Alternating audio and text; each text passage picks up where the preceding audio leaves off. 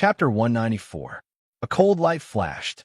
Shun Lian was as fast as lightning, holding his bone as he stabbed towards Cold Face Shun Lian's heart. You overestimate yourself. Cold Face Shun Lian's eyes widened as a vicious aura appeared between his brows. He twisted his body and stretched out his 5 fingers, grabbing towards Shun Lian. Shun Lian turned a blind eye to it. He swung his thigh bone and stabbed repeatedly. The cold-faced Shun Lian could only dodge and was forced to retreat continuously. In the blink of an eye, Shun Lian stabbed his sword 18 times consecutively. His killer move was wind-chasing fast sword. This mortal sword technique shone brightly at this moment. Martial ancestor Gu was sealed, and Shun Lian had no primeval essence to use. He could only rely on his great strength and sharp sword techniques to display his might.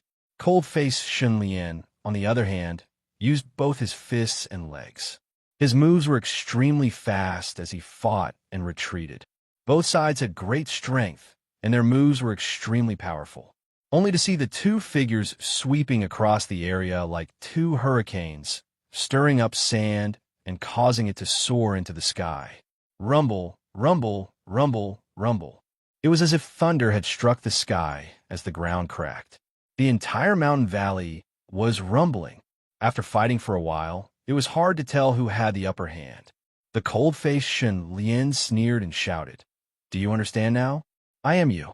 Not only are our bodies exactly the same, the power that we wield is also exactly the same." "What? No, I know." Shun Lian chuckled. "Then I will use something you don't know." Before he finished speaking, he waved his hand and dust flew out, fluttering in the air. Cold-faced Shun Lian was shocked and quickly closed his eyes. Almost at the next moment, with a muffled sound, Shun Lian stabbed his thigh bone into his opponent's chest. It turned out that Shun Lian had secretly opened the sachet that Gong Sun Kai gave him and crushed the spices inside into powder. He used a move commonly used by hoodlums to scatter lime powder.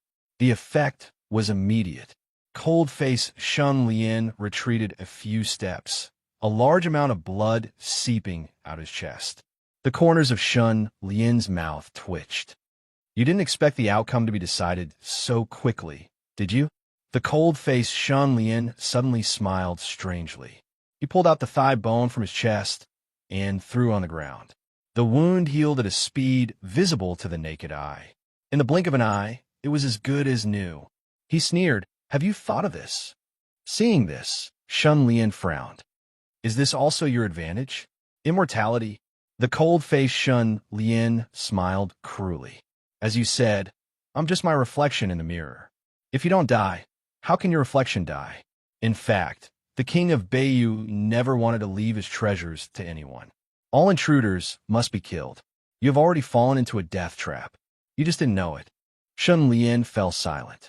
His body was the same, his strength was equal, and his stamina was boundless. Furthermore, he had an undying body. How was he supposed to fight? There was no chance of victory at all. Shun Lian couldn't figure it out. The king of Beiyu had painstakingly left his treasures behind. Did he really not intend to pass them on to anyone? Thinking of this, Shun Lian stretched his muscles and said, "Before I came, I made sufficient preparations.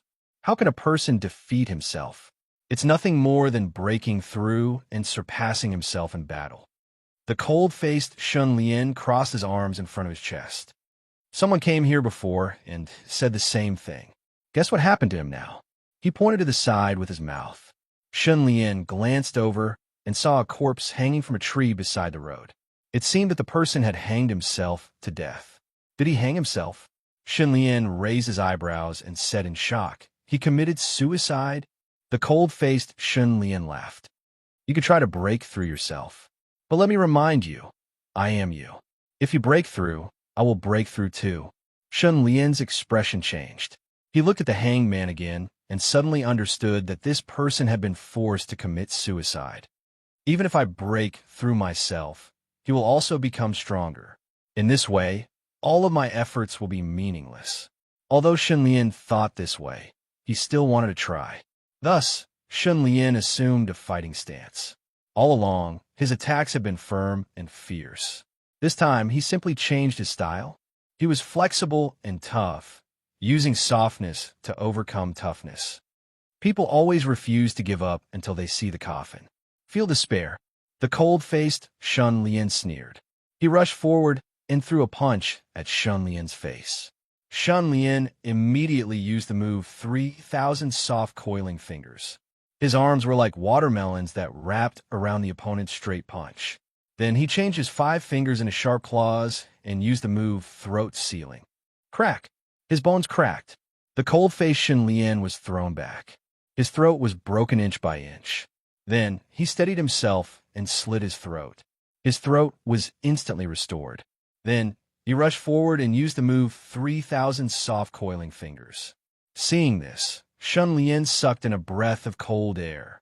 The cold-faced Shun Lian was fierce and awe-inspiring. During the fight, his fist landed on Shun Lian's body, but it bounced back like a rubber ball. Shun Lian also hit him with a palm, using the heart-destroying palm. This move was vicious and ruthless, and it shattered his heart meridians. This palm strike shattered his heart into several pieces. In the next moment, both of them were thrown back. Shun Lian fell into a pile of corpses. At this point, he was sure that his opponent was not lying. Fighting with such an opponent is like fighting with one's own shadow. No wonder no one has been able to pass this test in the past 1,000 years. Shun Lian sighed in his heart. This guardian was simply too heaven-defying. The king of Beiyu was really ruthless. The cold-faced Shun Lian was also far away. He stood up like the god of death and walked over. He was so angry that he laughed. You kill me 3 times in a row. Not bad. However, there was once someone who killed me 99 times in a row here. You need to work harder to break this record. Shun Lian got up. His body moved, and the corpses under him were crushed. With a loud, cracking sound, an almost invisible white flame rose up. The life-twisting goo shook violently. Shun Lian's face was filled with joy. This white flame was not a ghost fire, but a goo that could only be born and survive in an environment with a large number of corpses. Shun Lian grabbed the white flame. The moment he grabbed it, he cut his palm and fed it with his blood. Immediately, the refinement was successful. The white flame entered Shun Lian's body and opened up an aperture at the 4th vertebra. The interface flashed and new information appeared. Bone Spirit Goo, Silver Level 3, feeds on bones, special effect, strengthening muscles and bones. Bone Spirit Dark Fire, Silver Level 3 Bone Spirit Goo. I can't be wrong. This goo was brought in by an outsider. After the owner died, the Bone Spirit Goo survived because this place was filled with corpses. Now it has benefited me. Shun Lian couldn't help but feel excited. He opened his palm and a white flame shot out. In an instant, he understood the special effect of Bone Spirit Dark Fire. Not only can it control corpses, it can also refine steel bone armor. Chapter 195. The cold-faced Shun Lian's expression changed. The skeletons on the ground stood up shakily and surrounded Shun Lian, forming an undead army. White flames danced in the empty eyes of those skeletons. It was extremely horrifying. Kill! Shun Lian grinned coldly. The undead army swarmed forward. The cold-faced Shun Lian immediately fell into a passive state. Even though he had Shun Lian's divine ability, he was surrounded by thousands of skeletons and could not escape in a short period of time. Moreover, those skeletons were burned by the Darkbone fire. Their bones were translucent and as hard as iron. They were not so easy to push back. How can you use the power of goo? The cold-faced Shun Lian roared and punched one of the skeletons into pieces. However, the scattered skeletons on the ground were quickly reconnected by the white flames and rushed over. Seeing this, the cold-faced Shun Lian could not help but become even more furious.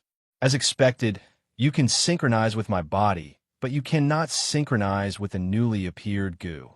Shun Lian suddenly thought of the large mirror that asked him to reveal his goo and seal the unused goo. Everything was done so that after entering the alternate space, he would not be able to surpass the guards and would be defeated and killed.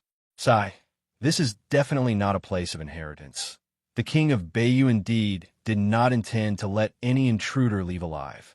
Gongsun, Kai should not have lied to me. That is to say, from the start, the king of Beiyu did not intend to pass down the king's jade and the creation out of nothing goo to his descendants or fated people. He had other motives for creating this place. Shen Lian looked around and felt that this place was more like a prison that did not allow anyone to enter, and even more so, did not allow anything inside to escape. Should I continue? Shen Lian thought for a while and could not let go of his curiosity. At the same time, he also wanted to obtain the king's jade and the creation out of nothing goo. Even if there was only a trace of hope, it was worth taking the risk. After making his decision, Shen Lian took a large number of skeletons and burned them with the bone spirit dark fire. Large amounts of corpses turned into ashes, and bits of jade bones were extracted. Little by little, little makes an ocean, and gradually, they were refined into a set of close-fitting armor. It was the steel bone armor. New Kuin's headquarters is built inside the Kuin's bones. Now that I'm wearing the steel bone armor, it's a good match. Shen Lian was very satisfied. The steel bone armor was completely composed of bones. Each bone was as white and flawless as jade, bursting with a psychedelic luster. It was magnificent and magnificent. The shape of the armor naturally leaned towards the terrifying wind, looking extremely cool and flashy. At this time, the cold-faced Shen Lian finally broke out of the encirclement. When he saw Shen Lian's appearance, his expression instantly became very interesting. Shen Lian provoked, "Come and fight." The cold-faced Shen Lian exclaimed, "How did you break the limit?" The corners of Shen Lian's mouth twitched. Instead of answering, he asked, "What is the king of Beijing's purpose for building this alternate space?" The cold-faced Shen Lian's breathing suddenly stopped. A trace of ruthlessness flashed across his face. He rushed over to fight with his life, but was blocked by the surrounding undead army. At this time, Shen Lian had already refined 6 spears with the bone spirit dark fire. He took the opportunity to sneak attack the cold-faced Shen Lian. He stabbed the cold-faced Shen Lian's thigh with 1 spear, nailing him to the ground, and then punched him to the ground. Numerous skeleton soldiers rushed forward and pressed the cold-faced Shen Lian to the ground. Shen Lian was calm and unruffled. He stabbed the remaining 5 spears into the cold-faced man's limbs, shoulders, and abdomen, nailing him to the ground and unable to move. Only then did he twist his head off. Even so, the cold-faced Shen Lian was still not dead. He glared at Shen Lian and said, "If you go in, you will regret it." The cold-faced Shen Lian walked to a distance, dug a hole, buried his head, and then used a large stone to press it down. Only then did he command the undead army to advance. At this moment, he had the undead army spread out to search, so he was not in a hurry. He went to a high place to look down on the terrain. He found that the whole mountain and the palace formed a 7-star array. It seemed to be a trap array. He became more and more suspicious that the king of Beijing had built this place to imprison. Not long after, there was a strange movement in the Tianshu building. His skeleton soldiers used the bone spirit dark fire as their souls, so they were all under his control. It seemed that there were countless pairs of eyes looking around. Finally, they found something in the Tianshu building. The Tianshu building is where the eye of the array is. The cold-faced Shen Lian did not know much about arrays, but he could see that the mystery of the 7-star array was in the Tianshu building. The thing that the king of Beijing had imprisoned should be there. The cold-faced Shen Lian hurried to the Tianshu building. After a while, he arrived at the Tianshu building. The whole building was sealed. The door was made of solid bronze and could not be opened. It could only be forced open. What on earth is imprisoned in such a sturdy door? Could be a wild beast? The cold-faced Shen Lian could not help but feel suspicious. His intuition told him that he should not enter the door. The king of Beijing took great pains to imprison it. Whether it is a human or a demon, it is definitely a terrifying existence. It may be the culprit that caused the king of Beijing to fail. Thinking of this, the usually decisive Shen Lian could not help but want to retreat. He could not make up his mind for a long time. At this moment, is anyone there? Suddenly, A voice came from behind the bronze door. The cold-faced Shun Lian was shocked. He shouted, "Who are you?" The bronze door was silent for a while. Then the voice came again. "I am Gongsun Yulu." The Gongsun family? The cold-faced Shun Lian did not expect that there was still a member of the king of Beijing alive. Then the man spoke again. This time, the cold-faced Shun Lian was truly shocked. "I am the king of Beijing's younger brother. Have you lived long enough?" The cold-faced Shun Lian was in disbelief. The person that the king of Beijing took great pains to imprison was his younger brother. The man spoke again. "I have a strange illness. My brother placed me here and used the king's jade to nourish my body. I fell into a deep sleep until I was suddenly awakened by you. Can you tell me how long I have been asleep? Where's my brother?" The cold-faced Shun Lian blinked. Did I just wake up a sleeping beauty? He did not believe the man's words. The more he thought about opening the bronze door, the more he felt that he could not open it. He slowly retreated. The ground was covered in a layer of dust. He left footprints, and there seemed to be words in the footprints. Chapter 196. If these words were left by the king of Beiyu, then according to its literal meaning, the king of Beiyu was cuckolded by his younger brother. That wasn't all. His younger brother conspired with his wife to kill his brother and husband. The light in Shun Lian's eyes flashed like lightning. Moreover, Gong Sun Kai also said that the king of Beiyu was betrayed by someone he trusted. Putting all this information together, Shun Lian sketched out a rough idea. Gongsun Yulu was the traitor. However, Shun Lian had a strange feeling. He pondered for a while before realizing that the strangeness lay in these words. If I were the king of Beiyu and left this message in my own tone, it would be my younger brother seduced my wife and conspired to kill me. My younger brother seduced my sister-in-law sounds more like a bystander's point of view. It doesn't match the conspired to kill me part. Thinking about it this way, he found it even stranger. "Are you still there? Why aren't you talking?" Gongsun Yulu shouted from behind the bronze door. Shun Lian blinked and shouted towards the door, "I was just thinking about how to get in and see you. Unfortunately, the door is sealed and I can't get in." There was a moment of silence from behind the door. This door isn't simple at all. It bears the full weight of the 7 stars formation. "It's impossible to open it with brute force," Gongsun Yulu said. Gongsun Yulu said, "There's only one way to open this door, and that's to destroy all the buildings outside." Shun Lian was astonished. Why did the king of Beiyu build such a mechanical city? "You don't know? You don't know that I was framed by that slut?" Gongsun Yulu was also astonished. Shun Lian had a sudden inspiration. "I've heard about it, but I don't know the details." A heavy sigh came from behind the door. Dirty linen shouldn't be aired in public. It's not strange that you don't know. At that time, there were all sorts of rumors about me seducing my sister-in-law, betraying my brother, and plotting to kill him. My brother was deceived by that slut and believed her slanderous words. He beat me to a pulp. After that bitch took advantage of her brother's unpreparedness and launched a sudden attack. Unexpectedly, her brother had been hiding his strength all this time and turned the tables. After that, I suddenly contracted a strange illness. There was no medicine to cure it, and I could only watch as I died. Brother thought of a way to make me enter a dormant state and use the jade annulus of the king to nourish me, thereby extending my lifespan. Then, he wanted to find a way to save me. In this way, I have been sleeping until now.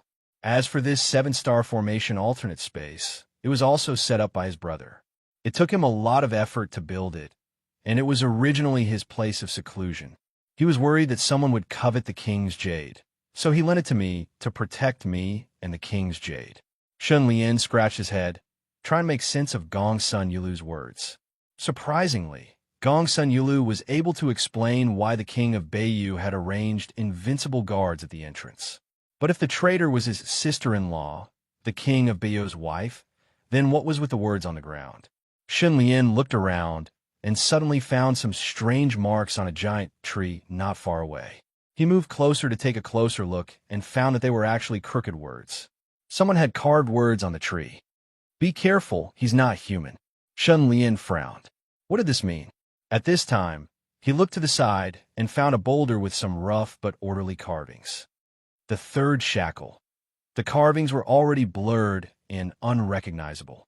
Next, Shun Lian found a blue stone slab with the words, "The sixth shackle has been severed. It seems this is the will of the heavens." Shun Lian continued his search. After a long time, he found a stone tablet amidst the grass. There were many messy words on it. "I don't know who he is, but he's definitely not Yulu. I can't kill him, he's a monster. I can roughly guess what he is, but unfortunately I found out too late." The more Shun Lian read, the more uncertain he became. There were too many unexplainable mysteries, and all the answers seemed to lie behind the bronze door. As long as the door was opened, all the mysteries would be unraveled and everything would be revealed. However, Shun Lian was more and more certain that the bronze door could not be opened. At this time, a loud rumbling sound was heard. The Migres building collapsed, followed by the Fekta and Merak buildings. "Don't tell me someone else has broken in." Shun Lian was shocked. He hurriedly directed the undead army towards the Alioth, Mizar, and Alcade buildings. Unexpectedly, the undead army encountered a middle-aged woman in front of each building. The three women looked exactly the same. Triplets. Shun Lian clicked his tongue in wonder and directed the undead army to block the three women. Unexpectedly, the three middle-aged women were incomparably outstanding. Not only could they control the earth flow at will, but they could also produce vines out of thin air. They were unstoppable. Two of the women displayed a terrifying, earth-shattering power and directly destroyed the foundations of the Alioth and Mizar buildings. After destroying the buildings, they ran towards Shun Lian. The other woman stopped in front of the Alcade building, guarding it but not destroying it. Very soon, the two women arrived near the W building. Shun Lian knew he couldn't stop them from destroying the Alcade building, so he simply gathered the undead army around him and waited for an opportunity.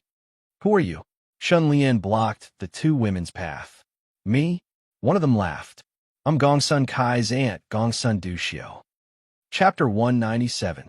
Thinking of this, Shun Lian suddenly thought of another question. "I was able to defeat the guards because I relied on the life-twisting goo, but what did Gongsun Duxiu rely on?" He had just entered the room when Gongsun Duxiu arrived. This was definitely not a coincidence. Shun Lian could not help but raise his spirits, saying loudly, "So, it is aunt, you came at the right time." Gongsun Duxiu had one hand on her waist, her posture graceful, as she sneered, "Oh, how come I came at the right time?" Shun Lian pointed at the bronze door, shouting, "There is a person behind this door who claims to be the king of Beiyou's younger brother, Gongsun Yulu, and his family with him. We can go and meet him." Saying so, he cupped his hands. "Shun is an outsider. I will not disturb the two of you. Goodbye." Gongsun Duxiu waved her hand. "Wait." Shun Lian stopped, raising his eyebrows. "Aunt, do you have any other orders?" Gongsun Duxiu chuckled. "That girl, Kair, should have told you the secret of this place. You took the risk to come here because you have a motive. Are you going to give up now?" Shun Lian said righteously, "I only received Lady Gongsun's request to retrieve the ancestors' inheritance for her. I have no selfish motives. However, since Aunt is here, you and Lady Gongsun are family. It doesn't matter who obtains the ancestors' inheritance, isn't it?" Gongsun Duxiu squinted her eyes, staring at Shun Lian like a snake. Shun Lian pretended to be frightened, saying seriously, "After I leave this place, my memories will be erased. I will naturally not remember Aunt coming here." Hearing this, Gongsun Duxiu suddenly laughed out loud. She laughed so hard that she even started to clap her hands. Shun Lian was at a loss. "Aunt, why are you laughing?" Gongsun Duxiu laughed as she said, "Amazing. What a good move, retreating in order to advance. That girl Kai, those eyes are pretty good. She's picked a good husband."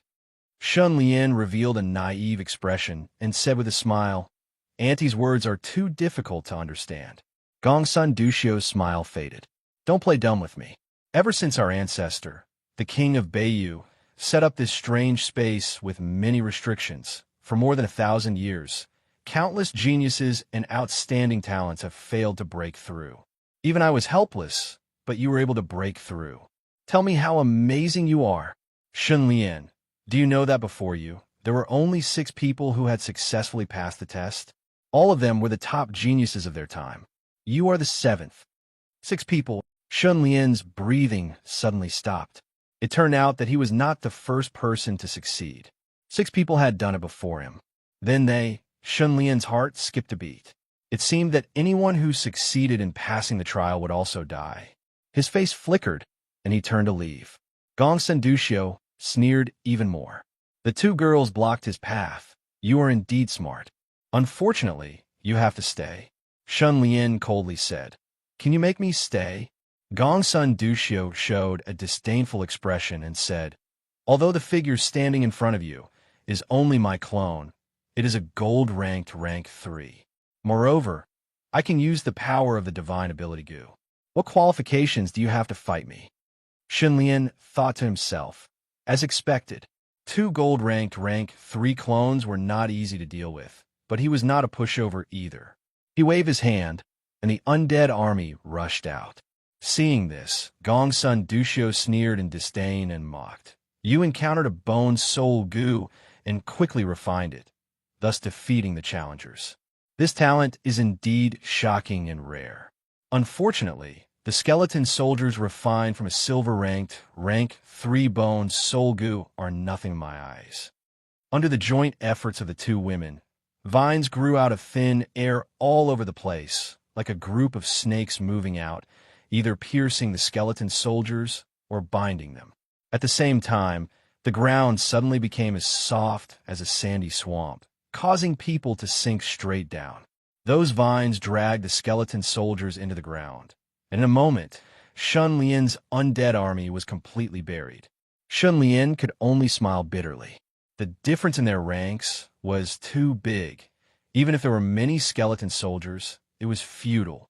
The vines attacked, and the soil flow also swept across wantonly, pressing down from all directions. It was as if the sky and earth were being turned upside down. Rumbling sounds intertwined. Shun Lian took a deep breath, and his arms shook violently, releasing an unparalleled strength. He broke the vines and flattened the soil flow, moving forward bravely. Earth sinks, endless falling trees. Gong Sendushio roared, and her face suddenly became pale and bloodless. Her skin quickly shriveled, as if all the blood in her body had been squeezed out. Suddenly, she released a tyrannical power. The ground suddenly collapsed, and Shun Lian quickly jumped up.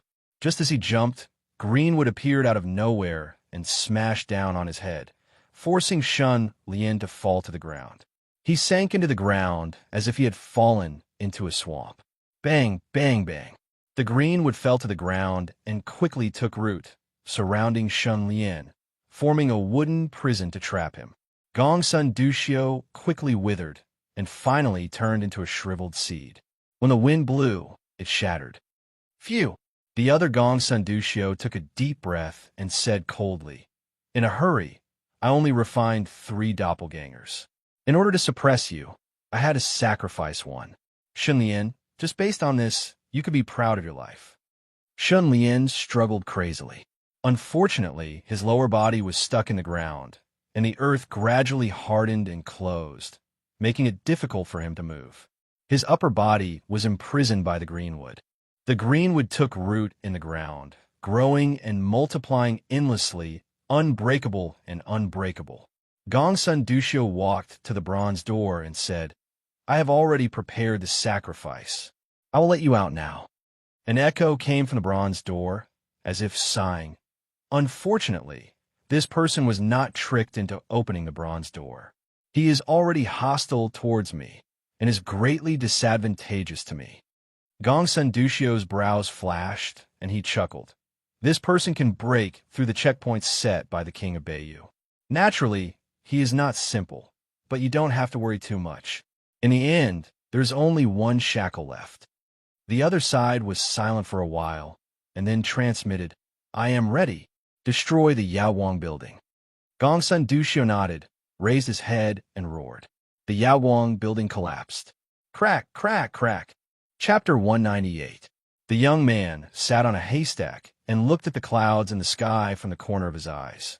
He was in a daze. Beside him, a few cows were chewing on the grass, occasionally making unintelligible moos. As evening approached, the young man snapped out of his daze.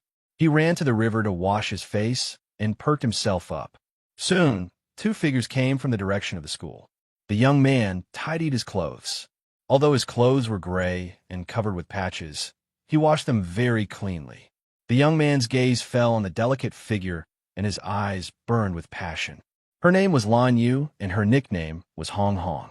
Ever since her father sold her to the Liu family, she followed the young master of the Liu family, Liu Huan, and became his servant girl. Liu Huan was a scholar and felt that the name Hong Hong did not sound good. He flipped through books for a few days before he found the words orchid in the empty valley. He felt that it was very beautiful and changed Hong Hong's name to Lan Yu. Hong Hong seemed to like this name very much. She told everyone she met that her name was Lan Yu and not Hong Hong. The young man was a handyman who tended the cows for the Liu family. The young man and Hong Hong were neighbors. They had played together since they were young.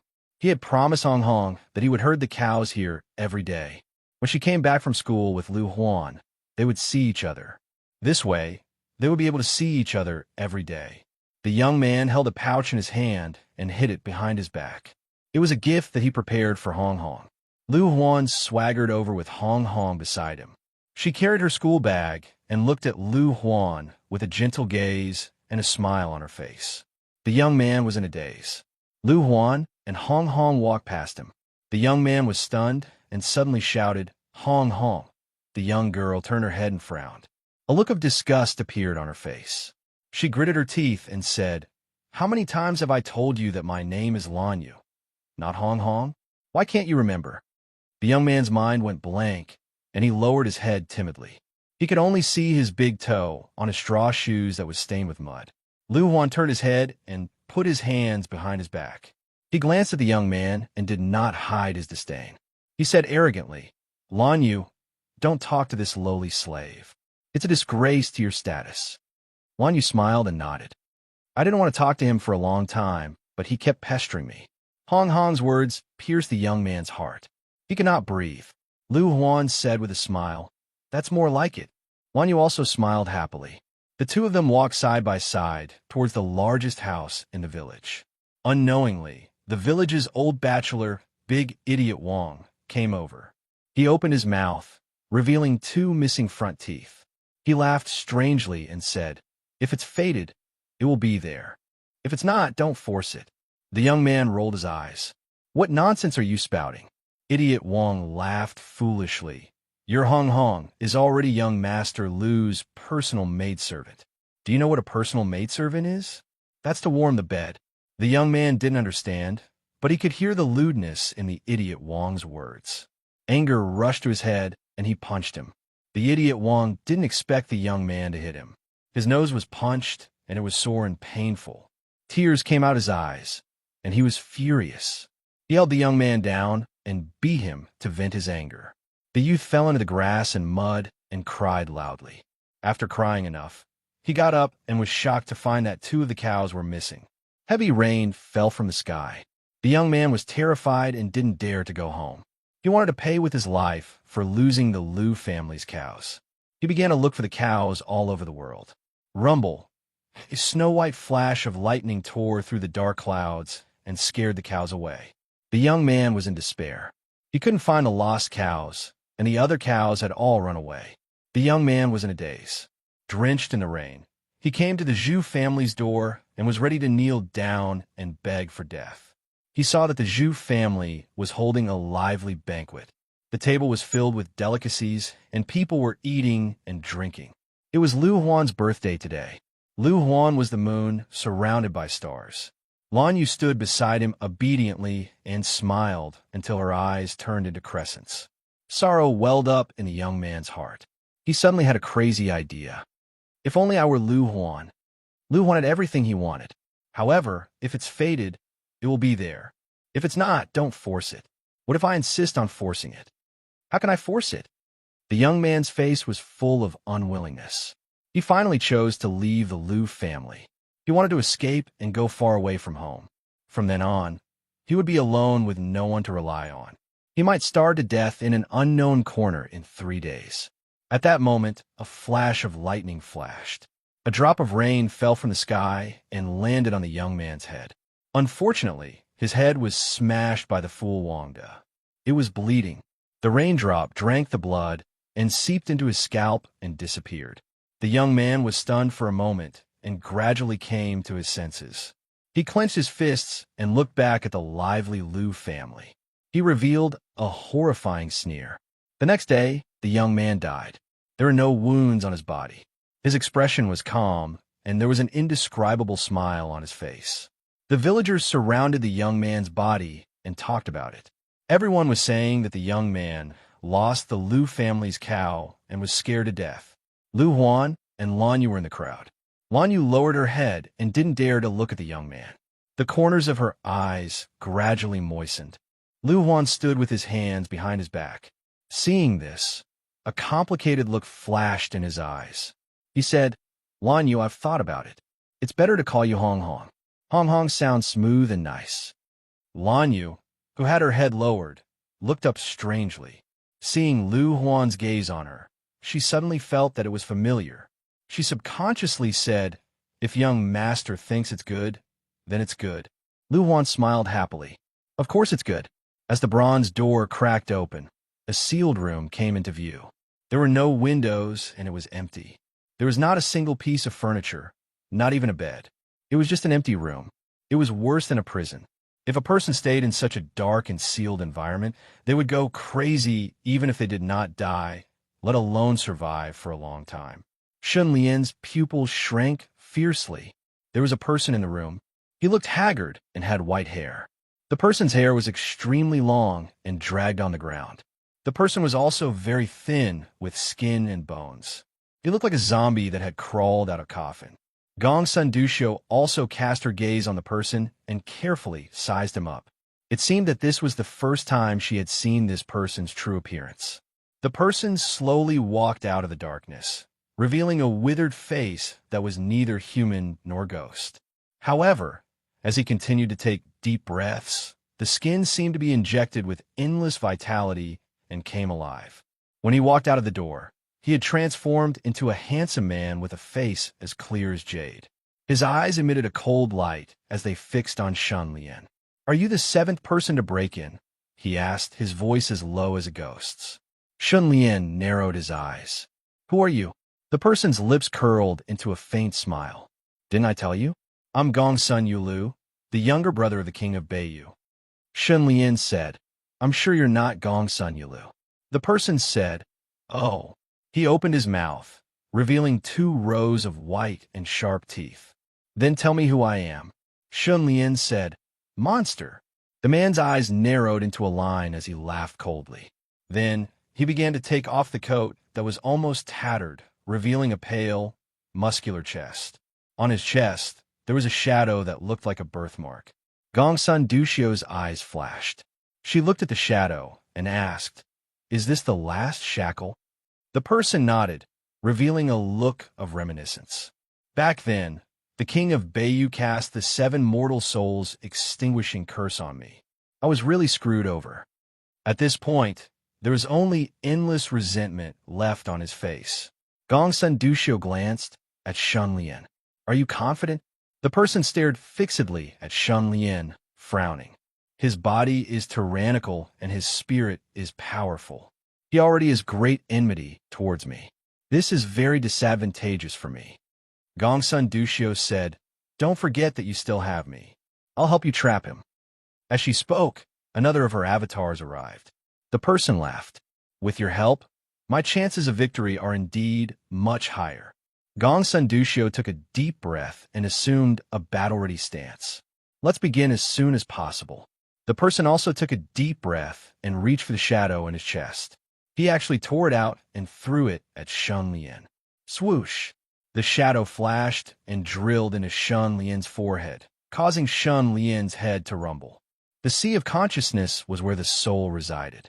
Within the sea of consciousness, Shun Lian's soul looked at the intruding shadow and vaguely understood his situation.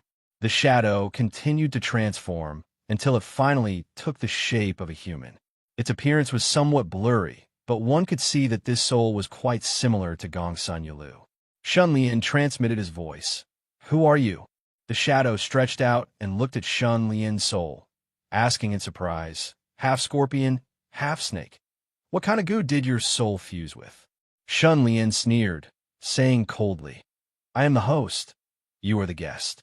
Answer my question, or I will extinguish your soul."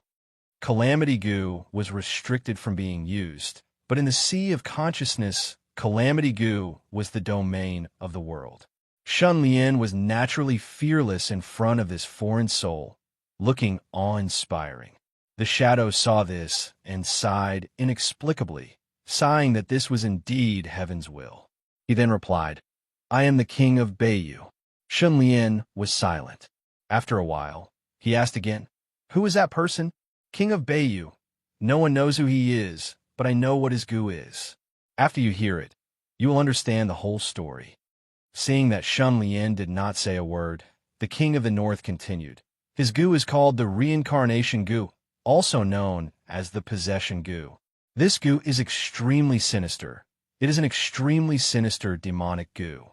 It can transfer the soul into another body and reincarnate, seizing a person's body and memories, eventually taking over their body." Shun Lian was enlightened. "He took over your brother Gongsun Yulu's body?" "King of Beiyu." "That's right, but this was not his final goal. His goal has always been me, the king of Beiyu who unified the northern lands. After he became Gongsun Yulu, he began to seduce my wife, telling her my greatest secret, which was the king's jade and creation from nothing goo. Using this as bait, he managed to convince my wife, and in the end, they worked together to murder me."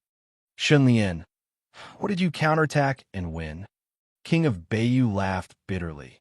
"Look at me, I don't look like I won at all. Sigh, I have always been cautious and paranoid. A long time ago, I refined a strange goo and obtained the Great Void Illusion Breaker, which allows me to see through other people's thoughts. I only need to look carefully to know what they are thinking. Only then did I discover that my wife was secretly plotting against me. Unfortunately, at that time, I had not discovered that the monster was a fake." Shun Lian, "Both sides suffered losses?" King of Beiyu, "More or less. I made ample preparations. First, I opened up a different space and set up a 7-star formation. Then, I invited my brother and wife here, intending to secretly get rid of them here. Everything went according to my plan. I successfully killed my wife. At this time, my brother was forced into a corner and used possession to forcibly take over my body." Shun Lian was puzzled. Possession and reincarnation shouldn't be so easy, right? King of Beiyu nodded. "According to my observations, he must have made ample preparations before he could successfully possess another body. For example, he must have obtained someone's blood beforehand. He had already made ample preparations to seduce my wife, but I made the first move and caught him off guard. Even so, I cannot stop him. Left with no other choice, I chose to perish together with him." Shun Lian was silent for a moment. 7-character, soul, severing. King of Beiyu. This is a type of curse goo. It uses the whole body's essence blood and 7 souls as the price to release a curse on the target. Once the target is cursed, their soul will receive a fatal blow and their spirit will be destroyed. Shun Lian, "Why did you fail?" King of Beiyu sighed heavily. "I did not expect that his possessed soul could not be destroyed. I used all my strength to release the curse, but still could not destroy him. I could only settle for the next best thing, which was to form 7 shackles on his body so that he could not continue to possess another body." Shun Lian finally figured out many of the mysteries he had encountered before and asked, "How did he break the shackles?" King of Beiyu, "The method to break the shackles is actually very simple. I used 7 souls to curse him, and he only needed to force my 7 souls out of his body. Of course, the prerequisite is that he could find a living vessel to store my 7 souls and then destroy the living vessel to kill the soul. Otherwise, my 7 souls would still return to his body." Shun Lian thought to himself. As expected, the 6 people who had successfully broken in had all died this way. King of Beiyu continued, "Fortunately, I was worried that our dirty linen would be spread around, so I set up a different space and many restrictions to prevent outsiders from entering this place. Coupled with the power of the seven-star formation, he has been trapped here without freedom.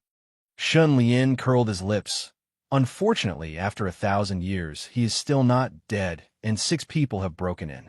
King of Beiyu smiled bitterly. Every time someone broke in, he would force a part of my soul out and stuff it into that person's body. It was the same as breaking a shackle. And the person whose soul was invaded by me would have their body taken over by me and have a fierce battle with him. If I won, I would revive and bury him forever. But I lost 6 times in a row, and in the end, I triggered the 7-character soul severing curse and burned my body to ashes. So that's how it is. Shun Lian thought of the words on the floor, the boulder, and the stone tablet. For example, the sentence, "Younger brother seduced eldest sister-in-law and plotted to kill me." For example, there was no corpse beside the words.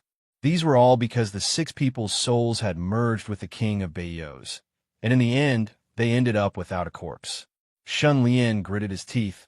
If that's the case, then I am not far from death. King of Beiyu, that's not the case.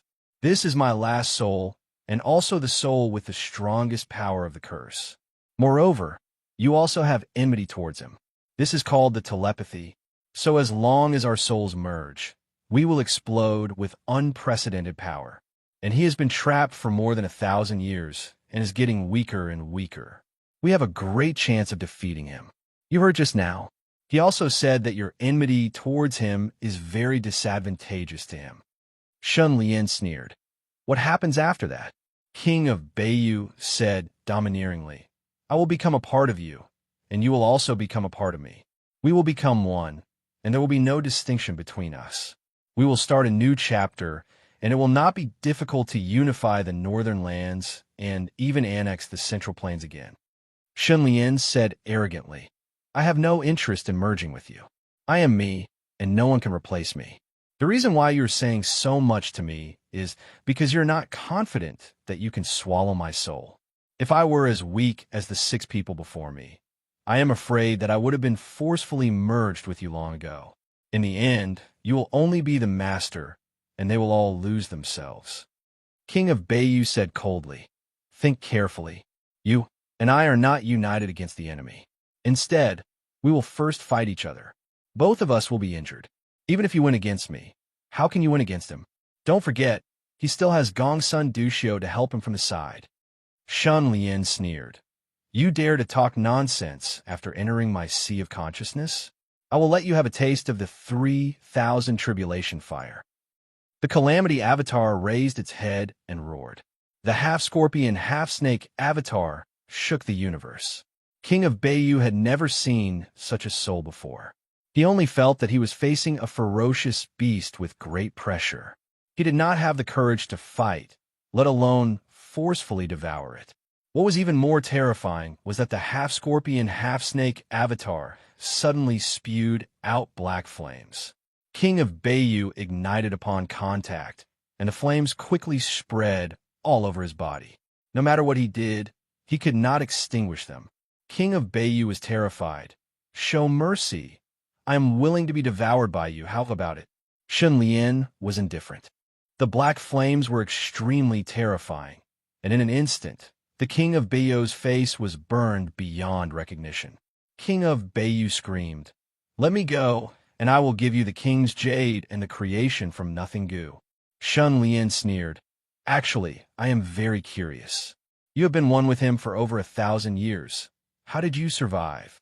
King of Beiyu finally showed a look of despair as he was completely annihilated by the 3,000 tribulation fire. Only a small air bubble was left. Shun Lian's gaze focused. There was a mountain inside the small air bubble. It was like gold and jade, and there was a hot spring in the mountain. There was a colorful koi fish in the hot spring, and it was extremely beautiful. Shun Lian understood and was overjoyed, thinking to himself, This mountain must be the king's jade, and the koi fish in the hot spring must be the creation from nothing goo. Unfortunately, there is only one left. Shun Lian held the air bubble in his hand, and instantly a lot of information was transmitted to him, allowing him to grasp many secrets. So King of Beiyu had been hiding the king's jade in his sea of consciousness. No wonder his wife did not discover the secret. Shunlian also discovered that the king's jade was the main mechanism controlling this alternate space. The many restrictions on my body can be removed. Right at this time, Shunlian slowly opened his eyes. It was strange from the moment the king of Beiyu entered his sea of consciousness to the moment he killed the king of Beiyu and snatched the treasure. It seemed like a long time, but in the outside world, it happened in the blink of an eye.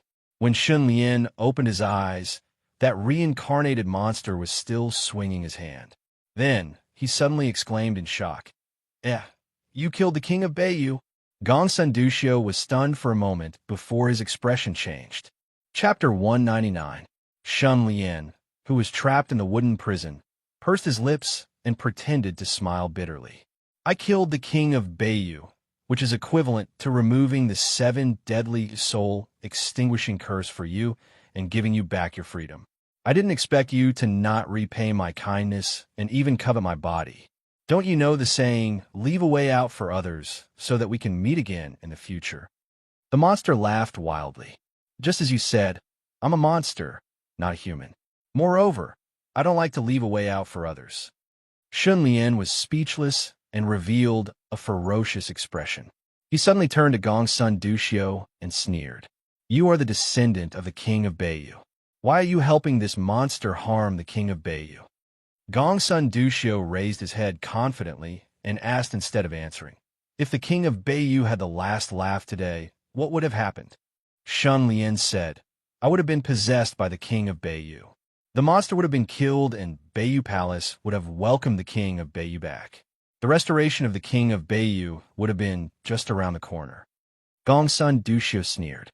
"That's right. If the king of Beiyu was resurrected, I would have lost Beiyu Palace. Moreover, from then on, I would have to serve an ancestor who should have died thousands of years ago. The power of life and death would be in his hands. Is it fun?" Shunlian clicked his tongue. "So among the 3 of us, you are the one who wants the king of Beiyu to die the most." Gongsun Duxiu laughed. "Since the first time I came here and found out what happened thousands of years ago, I planned to completely seal this place and not let anyone enter. However, that damned girl Gongsun Kai was always thinking about her ancestors' inheritance. The more I wanted to stop her, the more she wanted to. Helpless, I could only push the boat along. In the end, she really sacrificed half of her lifespan to divine your fate. Thus, I had no choice but to join forces with him to deal with you. If I'm lucky, I might even be able to obtain the king of Beiyu's legacy." At this point, Gongsun Duxiu's eyes flashed. He stared at Shunlian and shouted, "You killed the king of Beiyu. Where's his treasure?" Shunlian pretended to be ignorant. "What legacy? Look at me. Do I look like someone who has struck gold?" Gongsun Duxiu said flatly, "Don't play dumb with me. What did the king of Beiyu rely on to coexist with him for more than 1,000 years without dying? King's jade, of course." The monster sneered and said, "You're right. Although my soul is immortal, my body will rot. Without the king's jade, my body would have turned to dust. Because of this, I've long sensed that the king of Beiyu hid the king's jade in his soul. You killed his last soul, so the legacy naturally fell into your hands." Gongsun Duxiu nodded. She didn't kill Shunlian directly because she was sure that the king of Beiyu had hidden the king's jade in his last soul. As long as Shunlian was imprisoned, no matter whether the king of Beiyu was resurrected or killed in the end, she would be able to obtain the legacy safely. However, Shunlian still denied it. "Whether you believe it or not, I didn't see any king's jade." Then he frowned and thought for a while. Suddenly, he vowed, "I have evidence." Gongsun Duxiu hesitated when she heard this. "What evidence?" Shunlian turned to the monster and said, "Let me ask you, is this space controlled by the king of Beiyu or the king's jade?" The monster thought for a while and said, "It should be the king's jade. Only the king's jade can continuously output a huge amount of power to maintain the existence of this space." Shunlian raised his eyebrows and said, "That's it. If I had the king's jade, I would have already controlled this space and removed many restrictions. If that's the case, then why am I still under your control? With my strength, I can still escape if I can't defeat you, right? Gongsun Dushio thought about it and murmured, could it be that the king of Beiyu hid the king's jade somewhere else? The monster narrowed its eyes and said, don't think too much about it. As long as I possess this kid's body, I will naturally know if he has the king's jade. Shunlian was waiting for this sentence and quickly said, Aunt, don't let others take advantage of you. You have to think carefully. If this monster obtains my body, his strength will increase greatly. Will he really share the king's jade with you? Gongsun Dushio's heart thumped. He glanced at the monster from the corner of his eyes, and his expression changed. The monster sneered and said, this kid is trying to sow discord. Don't fall for it. Gongsun Dushio thought for a while and said, how about this? Don't touch Shunlian. After we get out, I will find a better body for you to reincarnate and possess. How about that? The monster showed displeasure and glanced at him, saying, this kid's body is extraordinary. Even if it was 1,000 years ago, when martial gu were prevalent, he would still be 1 in 10,000. Gongsun Dushio thought, if you obtain such a good body, wouldn't it be harder to control you? He smiled and said, no matter how good his body is, he is not a legendary gu master. Don't forget, no matter whose body you possess, you will not be able to raise gu to advance. The monster's eyes opened wide and said in surprise, I didn't expect you to know so much about reincarnation gu. Gongsun Dushio's lips curled and his gaze turned cold. After you, another reincarnation gu master appeared. But before he could evolve to the undying and undying realm, he was exposed. I heard he died miserably. He smiled. Don't worry, I promise to give you the body of a legendary gu master. I won't go back on my words. The monster did not say anything. His fingers moved lightly, as if he was calculating something. After a while, he made a concession, saying, all right, I won't touch Shunlian. Shunlian suddenly asked, Aunt, are you not worried that this monster will possess your body outside? Gongsun Dushio smiled sweetly, but did not show her teeth. Reincarnation gu masters cannot possess anyone they want. There are many restrictions that cannot be violated. For example, if their original body is a man, they can only possess a man's body. Other than that, reincarnation gu is similar to curse gu. They need to obtain the target's physical information, blood, hair, and so on. Or they need to leave a soul imprint on the target after coming into contact with them. Only when these conditions are met can they successfully possess and reincarnate. Thus, I don't need to worry.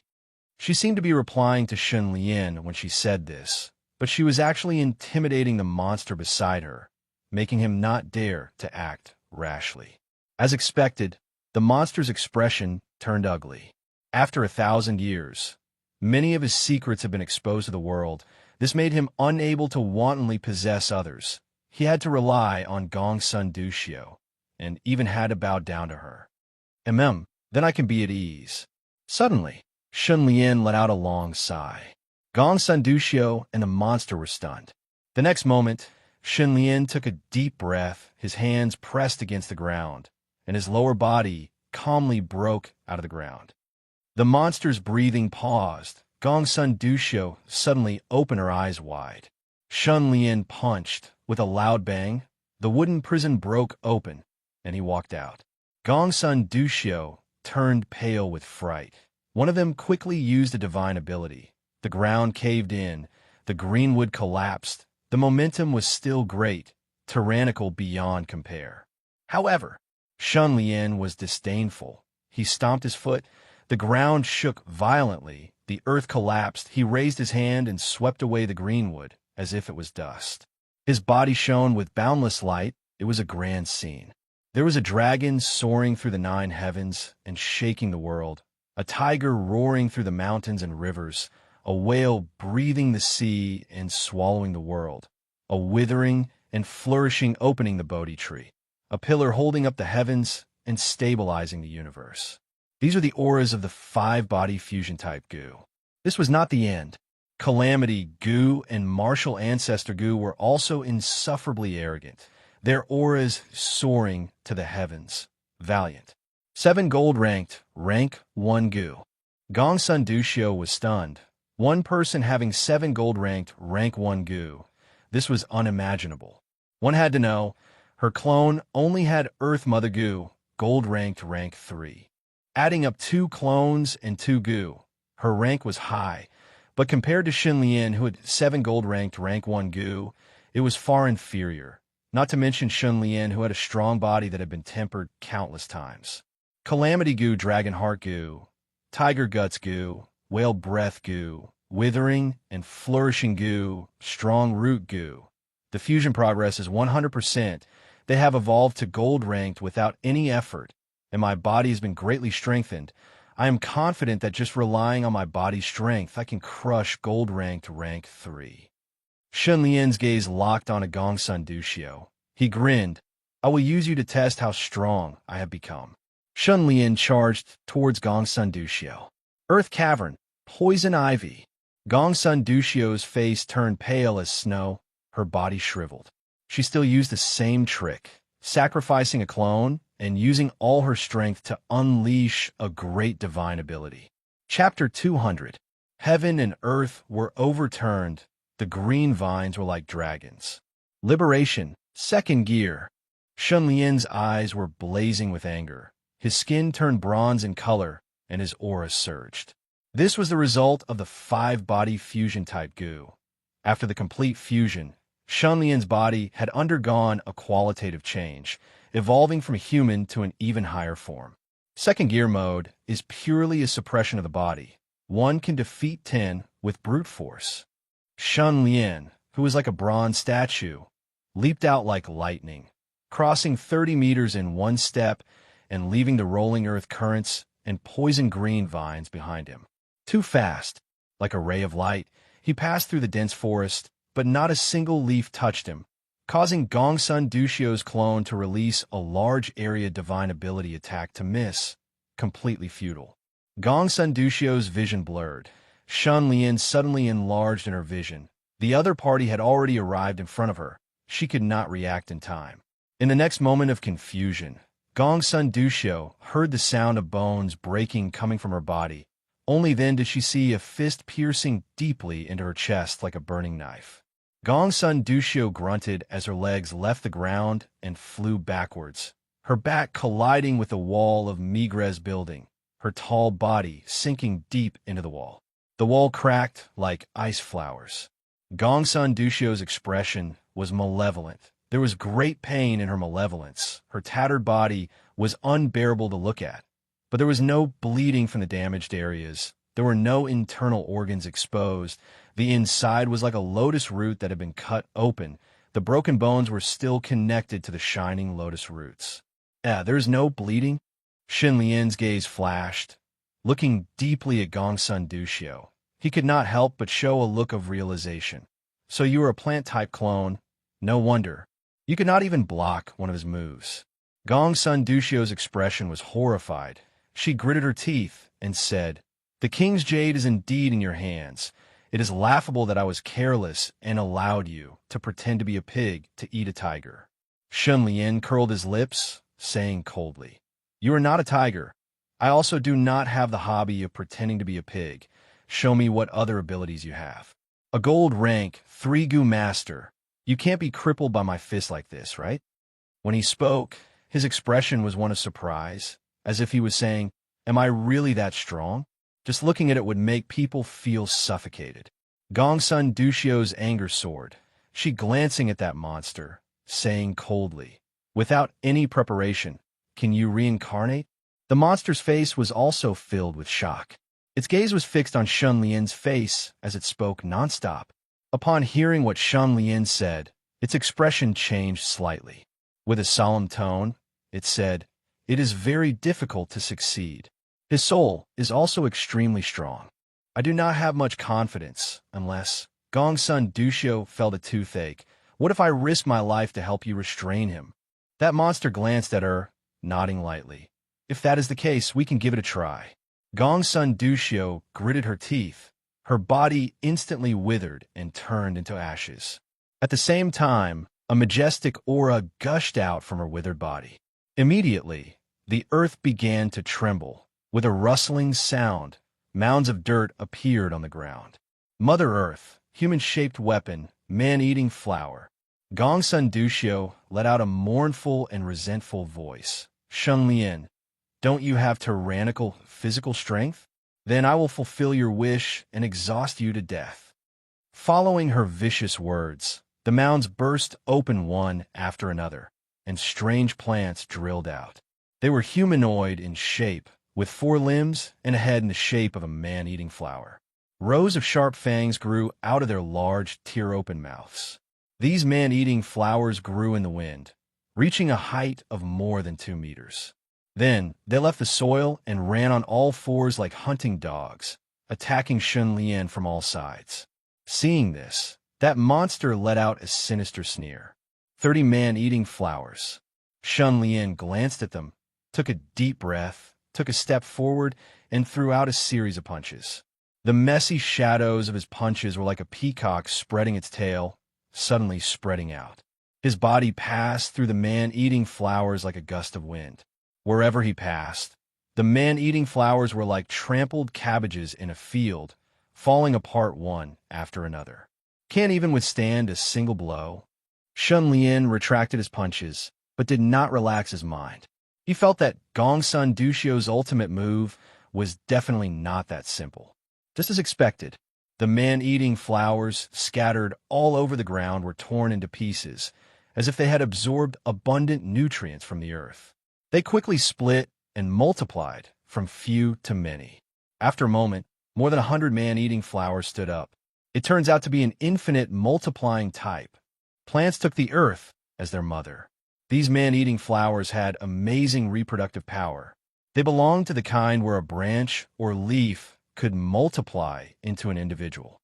It was really impossible to kill them all. You're bullying me because I don't have a fire-type goo. Bone Spirit Dark Fire was in fire and could not burn foreign objects. Shun Lian did not panic and calmly rolled up his sleeves. Someone once created a unique skill, quickly slashing a piece of dry wood 81 times. The blade did not damage the wood at all, but the heat emitted from the blade could ignite the wood and make a fire. It was named Wood-Burning Saber Technique. Today, I will use my fist instead of the saber and use Wood-Burning Fist Technique to burn you big mouths. Shun Lian went straight forward, and his fist also blasted out like thunder. It was just a straight punch, but in an instant he continuously punched, withdrew his fist, and punched again, continuously 81 times. Whoosh! The man-eating flowers that rushed toward him suddenly burned. Huh, my fist can even make fire. Shun Lian's smile was arrogant. Taking advantage of the heat, the fist wind spread wantonly like a raging fire, insufferably arrogant. After all, the man-eating flowers were plants. Under the burning fire, they crackled and fell into the sea of fire. However, they did not feel pain and rushed forward despite the fire. His fist was destroyed by Shun Lian's powerful force, and the fragments were burned to ashes. This made them unable to continue to multiply. After all, they are plants. No matter how strong their reproductive ability is, they can't beat a fire. Shun Lian spat out a mouthful of turbid air.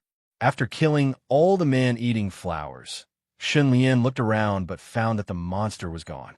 It turned out that the monster could not find a good opportunity to seize Shun Lian's body.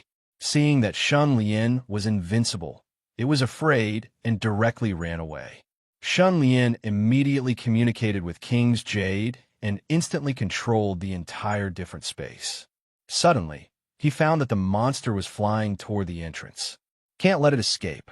Once such a monster escaped into the sea of people, it would be difficult to find it again.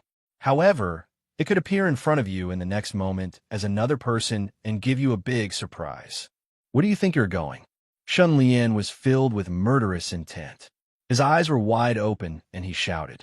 His body disappeared from the spot in a flash. He used the teleportation technique consecutively and arrived at the entrance in a very short period of time. He blocked the monster's way.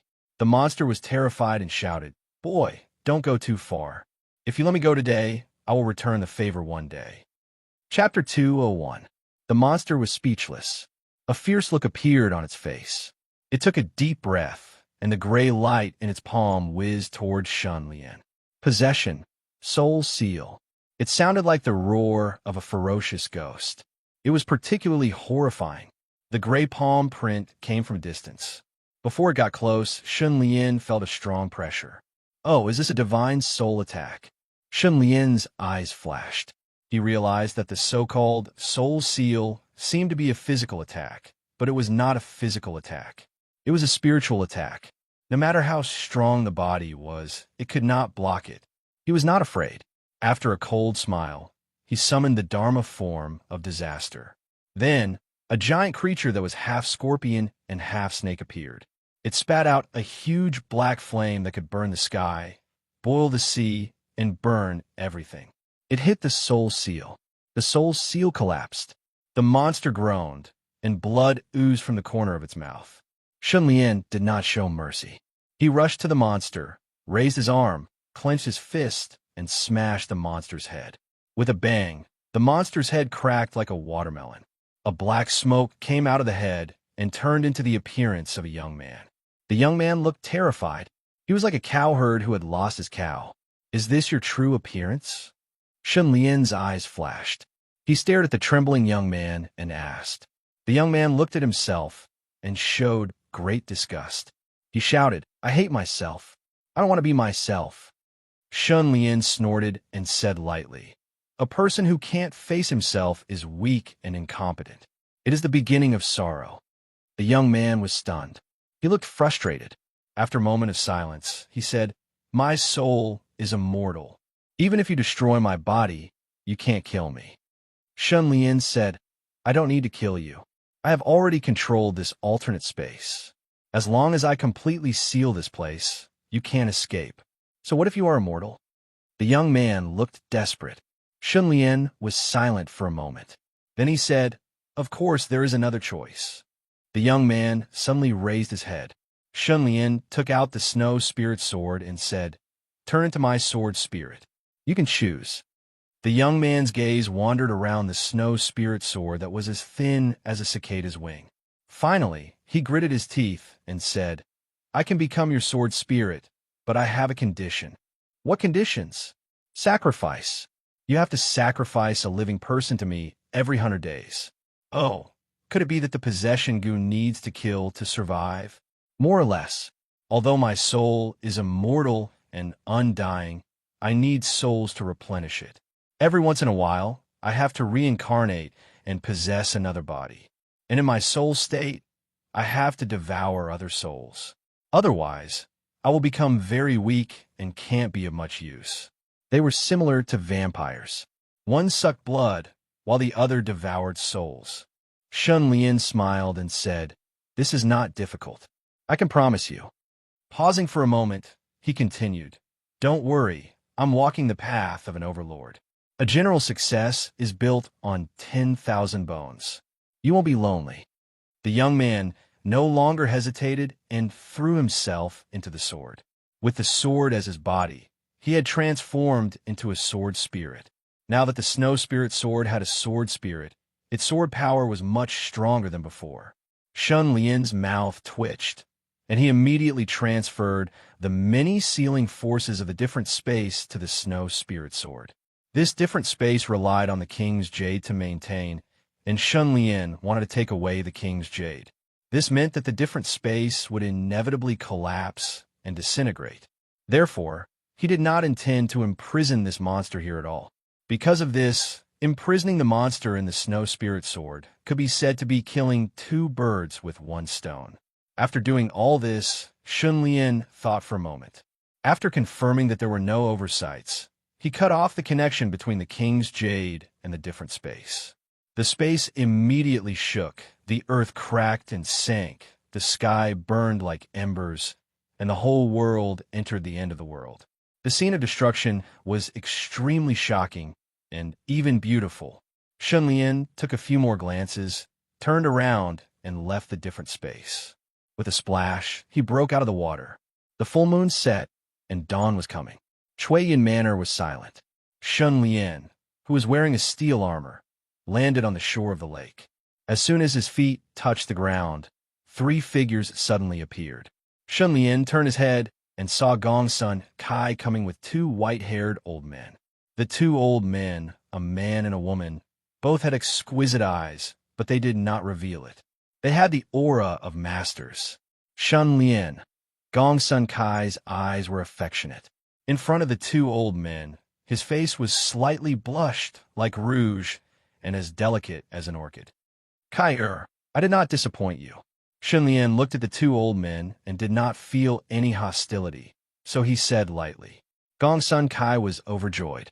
He quickly turned to the two old men and introduced Granny Ma, Eunuch Sure. He is the leader of New Kuan, Shun Lian.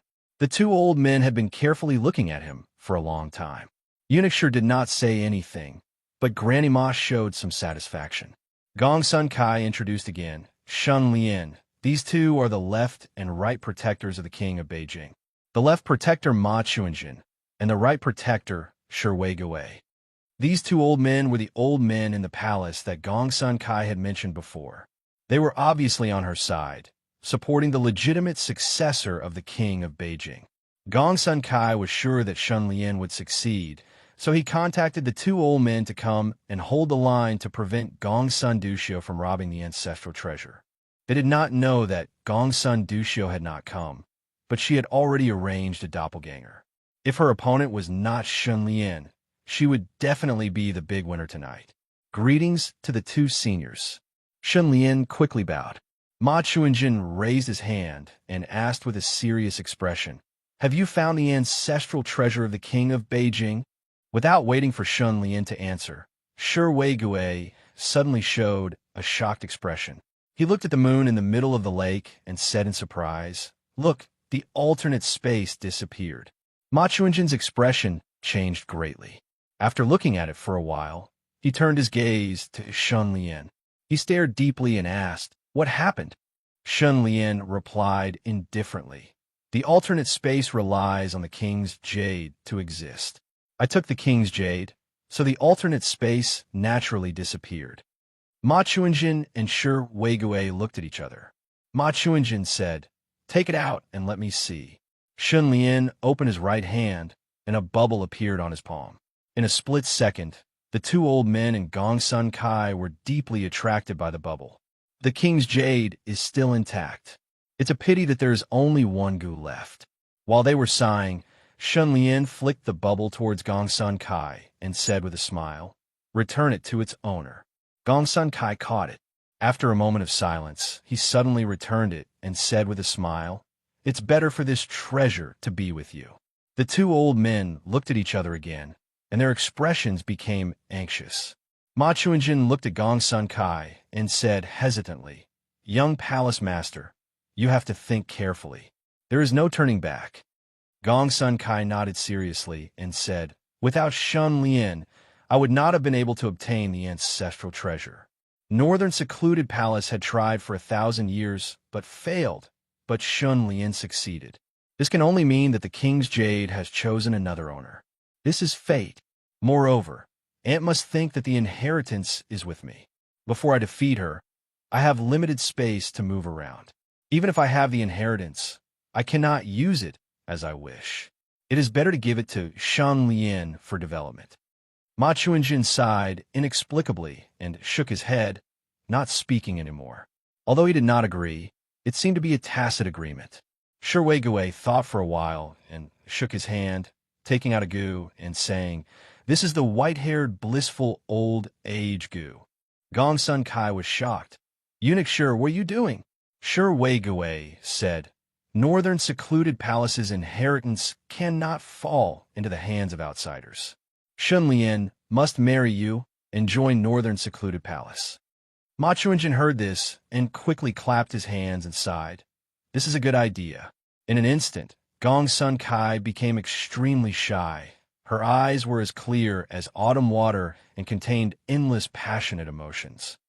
"Shun Lian, say something," Ma Chuanjin said solemnly. Shun Lian's emotions were surging. He bowed his head and said, It is my great fortune to be able to marry Kai heir. Good. Ma Chuanjin and Shi Weigui cheered at the same time. Shi Weigui took out the white-haired, blissful old age goo and said, "Drip a drop of blood to refine this goo. Remember, from now on, you must live and die together. Otherwise, the white-haired, blissful old age goo will turn into the betrayal of loved ones' goo. Those who betray their hearts will not have a good ending." These words were directed at Shunlian.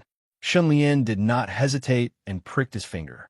Gong Sun Kai also pricked her finger. The two of them dripped a drop of blood. The blood fused together and was eaten by the white-haired, blissful old age goo. Then, the white-haired, blissful old age goo turned into two arrows and entered their chests, hiding in the depths of their hearts. It was like an oath that could not be violated. Whoever betrayed the other would definitely suffer the backlash of the white-haired, blissful old age goo. Chapter 202. The owner of the tea stall was greeting customers when he suddenly heard the sound of a cow. Moo, a cow? The owner of the tea stall turned his head in surprise and saw a very strange scene at a glance. He saw a skinny old man wearing a bamboo hat, riding a yellow ox, slowly coming over. The ox's hooves stepped on the ground, making clacking sounds, full of a wonderful sense of rhythm. What was strange was that the person riding the cow was particularly short, but the cow he was riding was unusually big. The old man was only 4 meters tall, short and thin, but his beard was very long and drooped down to his chest. His eyes were half closed as he sat steadily on the wide back of the cow. He was like a child playing with a cow, but there was an indescribable majesty. The yellow cow was strong and tall. It was more than 2 meters tall when it stood upright. It puffed out white smoke as it walked on the road, like a boiling teapot. The neighbors had never seen such a huge yellow cow, so the passers-by all looked sideways. The old man rode the cow to the tea stall. He looked at the owner of the tea stall and asked in a slightly shrill voice, "How much is a bowl of tea?" The owner of the tea stall smiled and raised 2 fingers. He replied, "The best Longhu emerald leaf tea only costs 2 coins. Would you like a bowl of it?" The old man fumbled in his sleeve for a while and took out 3 coins. After hesitating for a while, he put the 2 coins back into his sleeve and threw 1 coin to the owner of the tea stall. He said, "Give me half a bowl." The owner of the tea stall was surprised and didn't know whether to laugh or cry. He said, "I've been doing business for so many years, but I've never sold half a bowl of tea." The old man stared at him and said loudly, "Can't I sell it? Is 1 coin not money?" The owner of the tea stall was speechless. He didn't want to pester this strange old man endlessly. He poured half a bowl of tea for him and couldn't hide the disdain on his face. The old man saw this and snorted. Don't look down on people. To tell you the truth, the old man is not like you ordinary people. The old man's ability is superb. He can go to the 9th heaven to catch the moon. He can go to the 5 seas to catch turtles. The old man's life is rich. There are mountains of gold and silver as snow. He can throw away 1,000 gold like dung. The old man proudly boasted and showed off. The people around him rolled their eyes. Some people couldn't stand it anymore and directly mocked. Where did this old man come from? He came to our willow town to boast. He's not afraid of the wind, cut his tongue. These words caused a burst of laughter and echoed. That's right, that's right. This old man must have gone crazy from poverty. Old man, that cow you're sitting on is about to be blown to the heavens by you.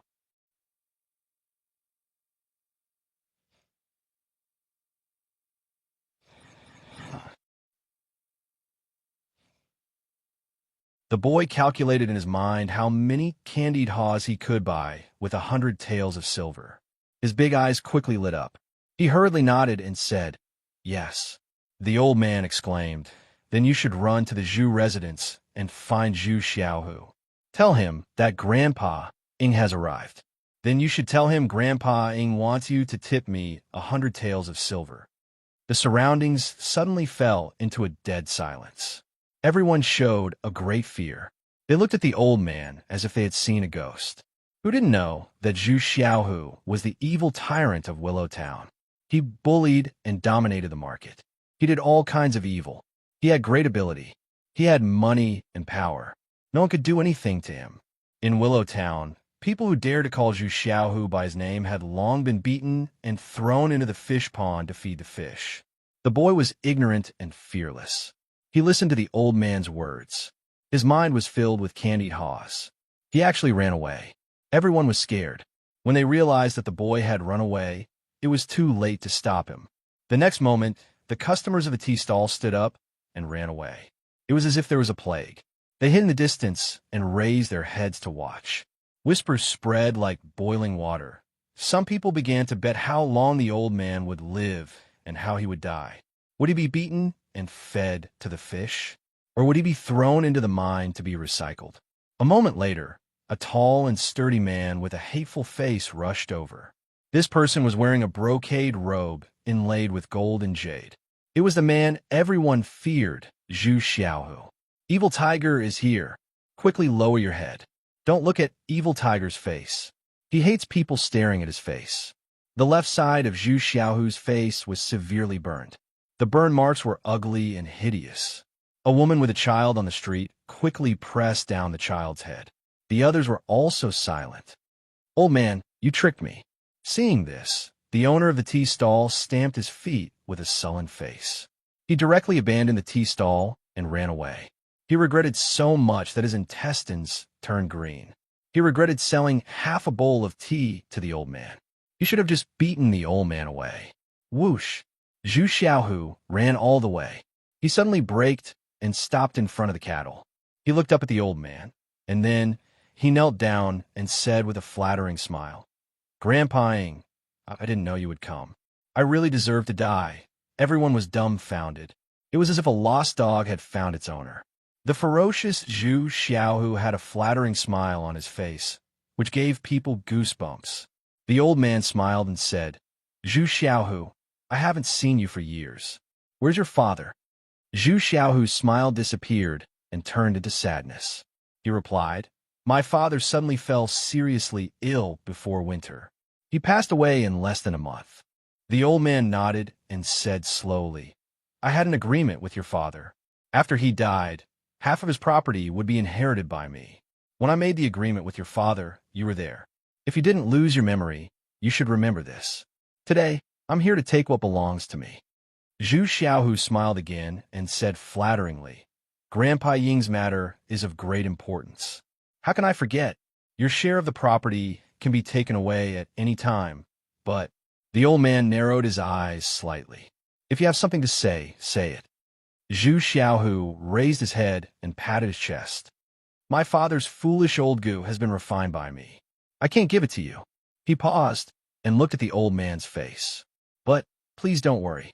I'll raise an equivalent amount of money to make up for your loss."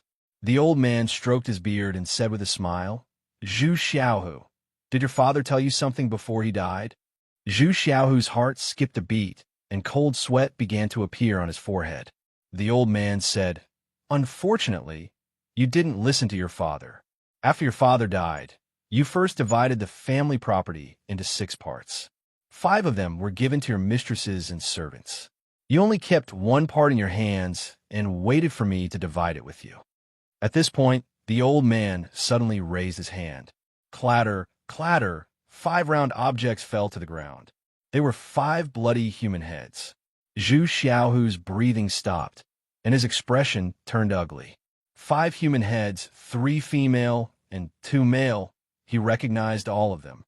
They were the 3 mistresses and 2 loyal servants that he arranged to transfer the property to.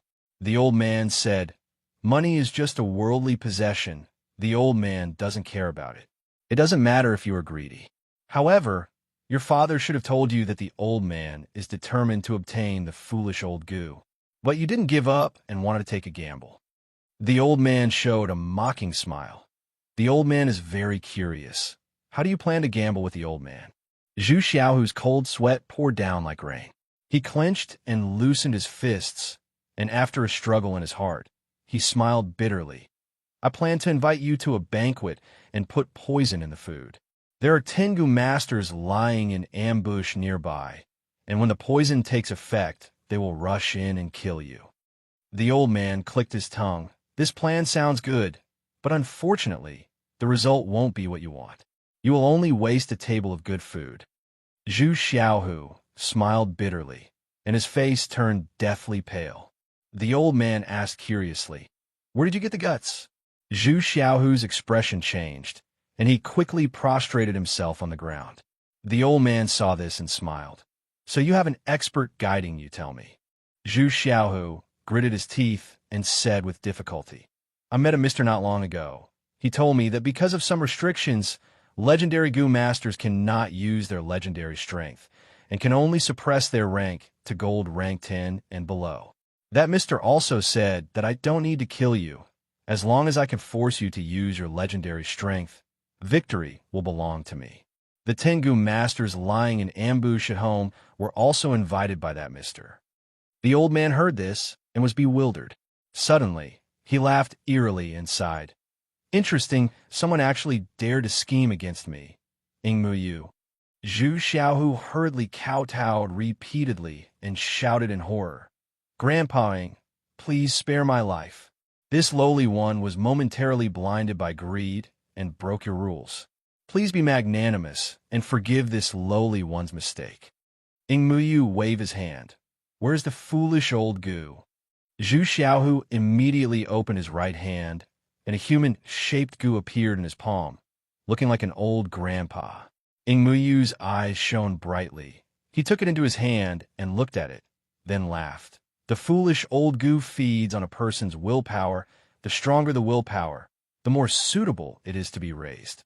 This goo has been raised by 36 people for 274 years and has finally evolved to gold rank. Zhu Xiaohu suddenly felt that the close connection between him and the foolish old voodoo was cut off, and he immediately suffered a backlash. He coughed out a large mouthful of blood and showed great pain. He was in so much pain that his body twitched. Ingmu Yu was too lazy to look at him and said coldly, "You broke the rules first. You can avoid death, but you can't be forgiven. I will come back 3 days later and hand over all of your Zhu family's assets to me. I thank Grandpa-ing for not killing me." Zhu Xiaohu was like a tiger with all of its fur plucked out. His whole body was weak and limp on the ground, as if he had just returned from the gates of hell. Yellow Ox moved and walked forward step by step. It did not seem to take long steps, but in the blink of an eye, it was already a few hundred meters away, disappearing from everyone's sight. About 4 hours later, Yellow Ox carried Ingmu Yu to the mountains and valleys. There were many mountains in this area. There were at least 300 of them. The highest peak was shaped like an ape. It was called the Old Ape Mountain. There was a sect on the Old Ape Mountain called the Moving Mountain Sect. It had been more than 400 years since the Moving Mountain Sect was established, and it had been through 5 generations of sect leaders who had led their disciples to develop one after another. There were nearly 1,800 disciples in the sect. Their strength was below average in the northern lands. Ingmu Yu rode his ox up the mountain. When they were halfway up the mountain, Ingmu Yu suddenly met a middle-aged man in a green robe. This man had sword-like eyebrows and bright eyes. He had an extraordinary aura, but there was a haze between his eyebrows. He seemed to have a lot on his mind. Ingmu Yu smiled faintly and said, "You've been waiting for me here." The middle-aged man in a green robe bowed and said, "I'm Ma Jinshuan, and I'm the sect leader of the Moving Mountain Sect." Ingmu Yu said, "Oh, so it's sect leader Ma. I'm sorry for the disrespect." Ma Jinshuan sighed and said sincerely, "Senior Ing, if you stop now, the entire sect will be deeply grateful. We're willing to treat you as a guest of honor. If you have any orders, we'll do our best to serve you." Ingmu Yu stroked his beard and asked with a smile, "Were you the one who instigated Zhu Xiaohu to assassinate the old man?" Ma Jinshuan was silent for a while, then nodded and said, "It was me." Ingmu Yu laughed and laughed again. "Don't you know what I do?" Ma Jinshuan said, "Senior is the #1 assassin in the northern lands. It's rumored that there's no one in this world that you can't kill." Ingmu Yu said, "Wrong. I should say below legendary rank. No matter what gold rank, there's no one I can't kill." Ma Jinshuan said bitterly, "Senior's reputation is illustrious. I should treat you with respect. But This concerns the inheritance of the sect. I cannot shirk my responsibility. I had no choice but to use such despicable methods to harm Senior. I understand. Ingmuyu laughed heartily, but you should know that the founder of Moving Mountain Sect had an agreement with me, the old man. Once the Moving Mountain Goo evolves to gold rank, the Moving Mountain Goo will belong to the old man. Ma Zhenxuan solemnly bowed and said, Senior, please be magnanimous. The Moving Mountain Goo is our sect's inheritance goo. It cannot be lost, as long as Senior is willing to part with it. Our sect is willing to pay any price to satisfy Senior. Ingmuyu glanced at him. Ma Zhenxuan, I think this matter is really dangerous. Ma Zhenxuan's expression sank. He slowly straightened his body and asked with a bitter smile, Senior, are you really determined to take away the Moving Mountain Goo? Ingmuyu said seriously, the old man has already waited for over 400 years. It is time to collect the fruits of my labor. Ma Zhenxuan's lips tightened. He raised his hand, and suddenly, 12 people appeared from all directions, surrounding Ingmuyu with cold, killing intent. Ingmuyu looked around and laughed. You are all the gold-rank Goo masters of Moving Mountain Sect, right? Ma Zhenxuan's expression was extremely solemn. He raised his arm and shouted, We are willing to fight to the death. We swear to protect the inheritance Goo. Fight to the death. We swear to protect the inheritance Goo. The other 12 people shouted in unison, their voices growing louder. Ingmuyu revealed a disdainful expression. He said indifferently, Those who are 3 levels below the gold rank, step back. You can't even take one move from me. Those who are 3 levels above the gold rank, there is value in dying in my hands. Ma Zhenxuan shouted, Kill! Immediately, the 12 people and Ma Zhenxuan attacked. At this moment, Ingmuyu remained motionless. The yellow ox he was sitting on spurted out a mouthful of white gas with a puff. Suddenly, it released a violent thunderbolt. The thunderbolt as thick as a pillar shot out. At this time, Ma Zhenxuan and the rest had not finished their attack. The lightning bolt struck. Ma Zhenxuan's expression changed. He shouted, Dodge! Chapter 203. Divine Firmament Lightning. Ma Zhenxian cried out in grief. While resisting with all his strength, he could only watch as the 5 elders under him were instantly killed. The berserk lightning swept over like a tide. A loud boom resounded. Large amounts of dust rose up, covering the sky and the sun. A moment later, the dust settled. Ingmuyu rode on the bull and stood the same spot, not moving an inch. Far away, for people were lying on the ground, their bodies charred black and emitting smoke. It was a tragic sight. It was unknown whether they were dead or alive. Only Ma Zhenxuan and another angry old man were still standing. Although the latter could still stand, he was also heavily injured. Deep fear flashed in his eyes. At this moment, the yellow bull's appearance had changed. Other than its body becoming much larger, a complicated and profound lightning totem appeared on its body. It had an indescribable domineering aura, and its beast blood was boiling. What an evil beast! Seeing this, Ma Zhenxian's eyes twitched. He gritted his teeth and said hatefully, almost breaking them. The yellow bull suddenly showed its might, and in just a moment, killed 5 Moving Mountain Sect experts, and 4 of them were lying on the ground. Ma Zhenxian's heart was bleeding. All the trash below gold-ranked rank 6 have stopped. Ingmuyu chuckled and said mockingly, This yellow bull is an ancient variant. From the moment it was born, wind and lightning have accompanied it. It can swallow the divine lightning of the 9 heavens and store it in its stomach.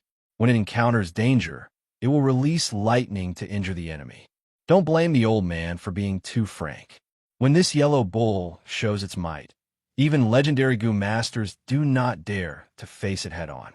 It is only because the old man is too powerful that this yellow bull rarely shows its strength. Thus it is not famous. Ma Zhenxuan was filled with anger and hatred. He pounced forward ferociously, and a beam of cold light gushed out from his palm. It transformed into a huge palm print which flashed towards Yellow Ox from afar and pressed down on his head.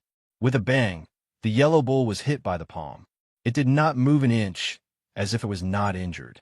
However, There was an extremely clear palm print on its abdomen. Ingmuyu looked at the sky with a playful expression. A meteorite fell from the sky. It was burning with blazing flames and had a long tail. Ingmuyu sighed when he saw this scene, and then he said in a low voice, "You intend to take me down with you?" Ma Zhanxian laughed bitterly. "Moving mountain goo is our sect's inheritance goo, gathering the strength of over 1,800 sect members. It allows me, a gold rank 7 sect leader, to obtain the power to pull down meteorites." Ingmuyu narrowed her eyes. "If I die, you will die too." Ma Zhenchuan's expression was resolute. "Even if I die without a complete corpse, I won't lose out if I could drag Senior down with me. Moreover, it is only my death. The moving mountain goo will not die. As long as the moving mountain goo exists, the inheritance of moving mountain sect will not be broken." Ingmuyu was speechless. She sighed and said worriedly, "The old man hates people like you the most in his life. Obviously, you have been driven to desperation and have gone crazy, but you still act so righteous. You act as if you are great and have no fear of death. You are disgusting." Ma Zhenxian was determined to die and did not say a word. Seeing this, the corners of Ingmuyu's mouth twitched. The ridicule in his voice grew even stronger. He said, "Ma Zhenchuan, let me tell you something. Back then, when this old man made the contract with your ancestor, this old man had already anticipated that this day would come. Thus, I made some changes to the contract." Ma Zhenxian's heart thumped. Ingmuyu purposely paused for a moment, letting the emotions in Ma Zhenxian's body explode before continuing. "Your founder probably did not notice the old man's arrangements. In the contract, it was clearly stated that when the owner of the moving mountain goo is within 10 meters of the old man has the highest authority."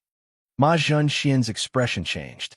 He saw that the palm print on Yellow Ox's body had disappeared at some point. That palm print is the mark of the meteorite's landing spot. Why is it gone? Ma Zhenxian could not understand. Right at this moment, he raised his head and was shocked to find that the falling meteorite had deviated from its original direction and was smashing toward the valley. Ma Zhenxian's heart was in his throat and his face was ashen. No! Boom! A terrifying explosion engulfed Ma Zhenxian's miserable scream. The meteorite fell into the valley, causing heaven and earth to shatter. The huge destruction affected the entire valley. The living beings in the valley were caught off guard.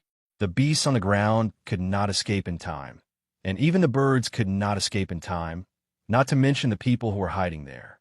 Moving Mountain Sect's 1,800 disciples were exterminated. Ma Zhenxian knelt down facing the valley filled with smoke, tears flowing down his face. He felt even worse than if he had died 1,008 times. "You murderous demon, I will fight it out with you." Another white-haired old man's eyes were about to pop out of their sockets as he charged over without caring about his injuries. Ingmuyu snorted and suddenly jumped up. In an instant, he returned and sat on the back of the mountain with a beating heart dripping with blood in his hand. At this time, the white-haired old man was still rushing forward. Suddenly, he felt something and fell in front of Yellow Ox. Yellow Ox suddenly raised its hoof and stomped down. Poochie! It crushed the white-haired old man's head. Ma Zhenxian was numb and in despair. Ingmuyu sighed. The old man has always been a man of rules. As long as you abide by the agreement, the old man will not go back on his words. Ma Zhenxian, if you hand over the moving mountain goo to the old man now, the old man will still spare your life. Otherwise, the old man will kill you and take away the moving mountain goo. To the old man, the outcome will be the same. Ma Zhenxian was in a daze. After a while, he regained his senses and handed over the moving mountain goo with tears flowing down his face. This goo was like a mini mountain. It had a majestic aura that was incomparable. Ingmuyu received the moving mountain goo and let out a sigh of relief, sighing, "After 400 years, the old man has finally gathered the gold rank foolish old man goo and moving mountain goo." Ma Zhenxian knelt on the ground with his head lowered, as if he did not hear anything. Ingmuyu did not even look at him. Yellow Ox turned around and went down the mountain, quickly disappearing into the forest. A moment later, Ma Zhenxian slowly stood up and checked on his sect members. The 4 elders who had fallen were all alive.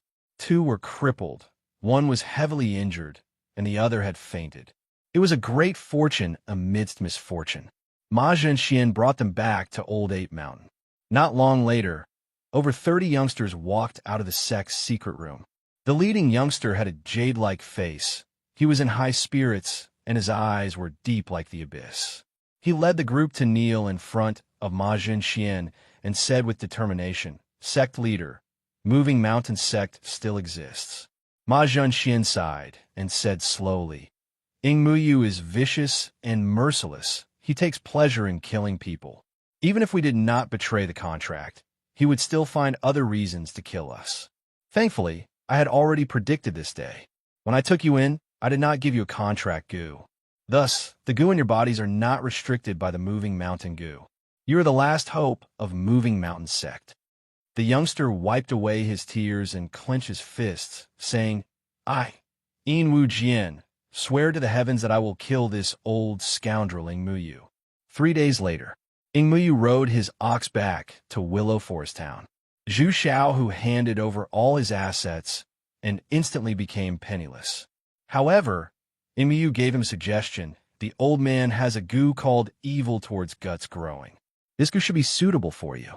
As long as you agree to make a contract with the old man will give you this goo and return all his assets to you. The condition is that one day, when the Evil Towards Guts growing evolves to the gold grade, this goo will belong to the old man. Zhu Xiao, who had nothing, agreed without much thought. Before he died, Ing Muyu reminded him, "Evil Towards Guts growing goo. The more evil you do, the faster this goo evolves, and the greater the strength you will obtain. Thus, if you have more guts, evil people might not have retribution. The more evil they are, the stronger they will be." Chapter 204. Reading on a mobile phone. Wooden Fish Mountain. The mountain was not tall, and there were no strange sights, but it was famous because of one person. This mountain had an owner. This owner was Ing Muyu. Yellow Ox was breathing out white steam from its mouth as it nibbled on the tender grass. In fact, although Ing Muyu had taken Wooden Fish Mountain as his own, he did not stay here for long. He only came here once a year. The reason why he kept the mountain was because it was warm in the winter and the well-grown wild grass was the favorite snack of his mount, Yellow Ox. Yellow Ox's main meal was obviously not grass. It was thunder from the 9 heavens. The weather was clear today, and there was no thunder. Yellow Ox was leisurely nibbling on the tender grass, looking very innocent and harmless. At the foot of the mountain, there was a huge boulder with a smooth surface. At this moment, Ing Muyu was lying on the boulder, basking in the sun with a bamboo hat covering his face. He crossed his legs and shook them gently, looking very relaxed. Not long after, a few groups of people came up the mountain cautiously. After seeing Ing Muyu and Yellow Ox, they all showed a respectful expression. After bowing, they found a place to rest near the boulder. The number of people gradually increased. When it was close to noon, Ing Muyu sat up and put on his bamboo hat. He coughed lightly. Seeing this, everyone quickly moved and gathered under the boulder. One of the black-faced servants quickly came forward and said with a flattering smile, "My master is willing to use the Eastern Sea Turtle armor to ask Grandpa Ing to kill the Lotus Sword Lord, Jing Fei Bai." The surrounding people were moved. Who is so generous to even be willing to use the Vajra turtle armor? The Lotus Sword Lord, Jing Fei Bai. One sword can bloom 1,000 lotuses. Rumor has it that Jing Fei Bai has already cultivated his lotus sword vermin to the point that it can form a 36 lotus seed sword formation. He is almost invincible among those of the same level, and can even challenge those of a higher level. Amidst the discussions, the black-faced servant said with a proud expression, "My master is the Lotus Sword Lord." There was a sound of gasps all around. What? Jing Fei Bai paid Grandpa Ing to kill him. Is Jing Fei Bai crazy? So this is Jing Fei Bai. She's really bold. Let me ask you, of all the people that Grandpa Ing wants to kill, who can escape from death? Jing Fei Bai will be the first. That's where you're wrong. There were once 8 people who managed to escape from Grandpa Ying's clutches. After that incident, all of them quickly ascended to the legendary rank without exception. Jing Feibai has been stuck at gold-ranked level 10 for more than 20 years. He asked Grandpa Ying to kill him. This is a sign that he's trying to find a way out of this hopeless situation. In the midst of the discussion, Ying Muyu raised his eyebrows, but before he could speak, he was interrupted by a sneer. He wants to ask Grandpa Ying to help him with a mere old turtle shell? Did Jing Feibai get kicked in the head by a donkey when he was young? The one who spoke these harsh words was a masked woman dressed as a maid. She stepped forward and stood shoulder to shoulder with a black-faced manservant. Then, she gracefully bowed. The black-faced manservant's eyes were spitting fire. He gritted his teeth and said, "You be asterisk, how dare you insult my master?" The masked woman sneered. Grandpa Ying is the #1 assassin in the Northern Lands. He only does business once a year, and he only accepts one assassination request. Anyone who is chosen by him will be assassinated by him for the next year. He won't stop until he's dead. However, if Grandpa Ying still hasn't killed his target after a year, he will give up. Those who managed to escape from Grandpa Ying's clutches all benefited greatly. Their potential was greatly stimulated, and they soared to the heavens from then on.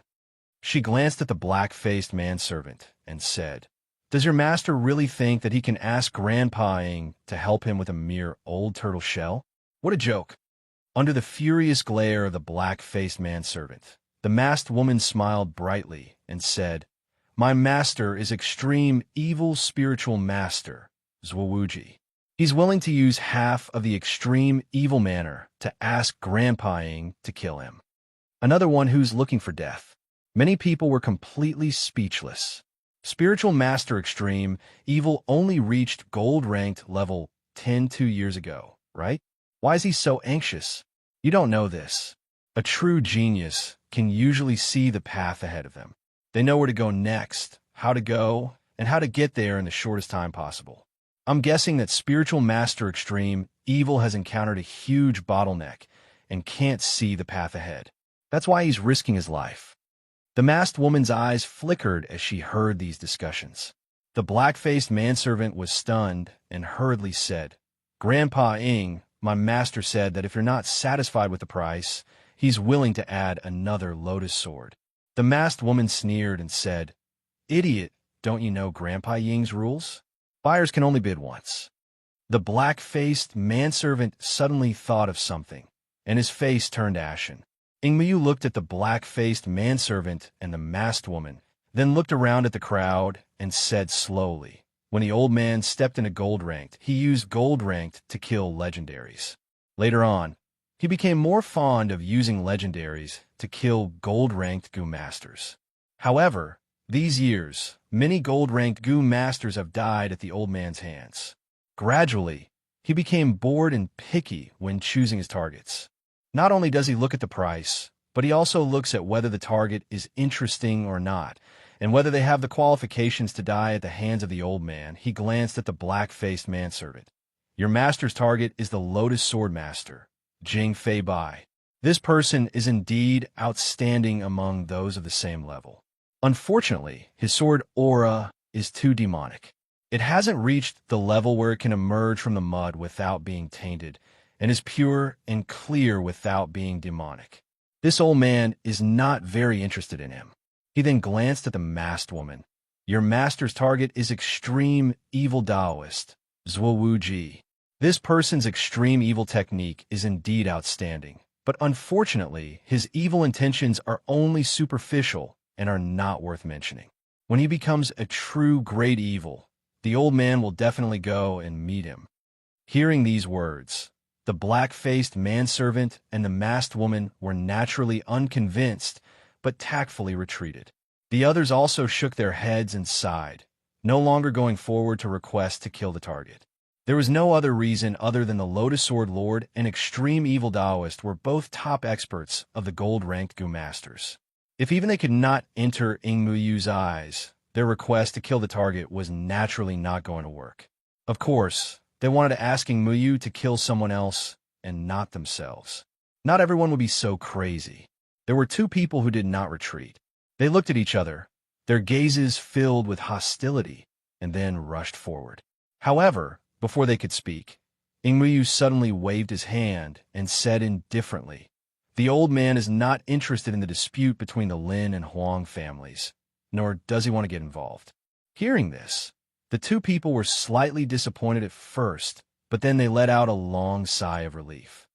So they are here on behalf of the family Lin and family Huang. These two families are fighting fiercely. There are many casualties and many forces are involved. The northern lands are in chaos. Demons are everywhere. The fall of White River City is all because of the Lin and Huang families. Obviously, Ingmuyu did not help either side. Both sides were disappointed and relieved at the same time. No one stepped forward, but no one left either. Everyone really wanted to know who Ingmuyu would choose as his target this year. Just this curiosity alone was enough to make everyone's hearts itch unbearably. After a while, a middle-aged pot-bellied monk slowly walked over. His head was shiny, and his smile was bright. He looked like a Methriel Buddha. When others saw the pot-bellied monk smile, their mood unconsciously improved. Ingmuyu's eyes flashed, and his expression became playful. Then, a woman in a black gauze dress with a veil over her face walked over. Ingmuyu straightened his body, and a terrifying light shot out from his eyes. He muttered, "Interesting." This was not the end. Behind the woman in the black gauze, two more figures appeared. They were calm and leisurely, as if they were taking a stroll. They just happened to notice that there are many people here, so they came over. In the end, they slowed down and did not come over. After observing for a while, they walked towards the yellow ox.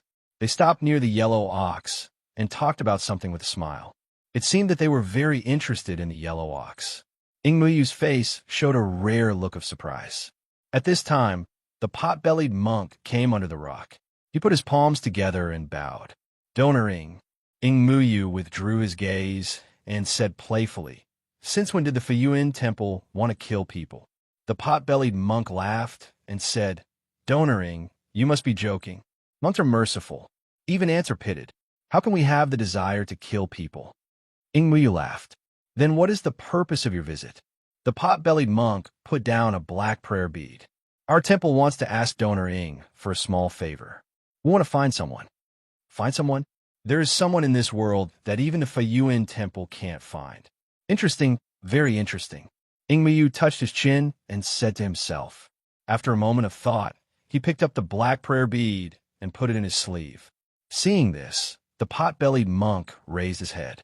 The moment he raised his head, he heard a sharp whoosh. A huge shadow descended from the sky and landed beside him. Surprisingly, it was a white ape with a pair of silver wings on its back. Everyone looked at it. They were shocked by the white ape's fierce aura and involuntarily stepped back. The white ape fell behind and panted. The space between its eyebrows wriggled and a crack appeared. It gradually widened and revealed a silver vertical eye. A beam of light shot out from the vertical eye. The light fell on the ground and formed a picture. Three-eyed flying ape.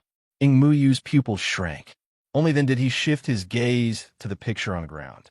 He saw a muscular giant with bronze skin reflecting a cold and enchanting luster under the reflection of the sun.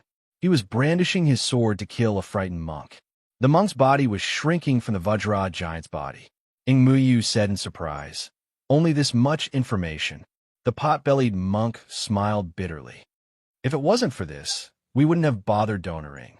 Ingmuyu looked at the bronze giant in the picture and said indifferently, "This person should have just cultivated the divine power not long ago. He understood Xing Yi, but has yet to understand the mystery of transcendence energy." Ingmuyu's expression changed. This person is not at the Vajra level. He's only at the silver level. He comprehended the divine power at the silver level and even defeated the genius monk of the Fuyuan temple, Kong Hai.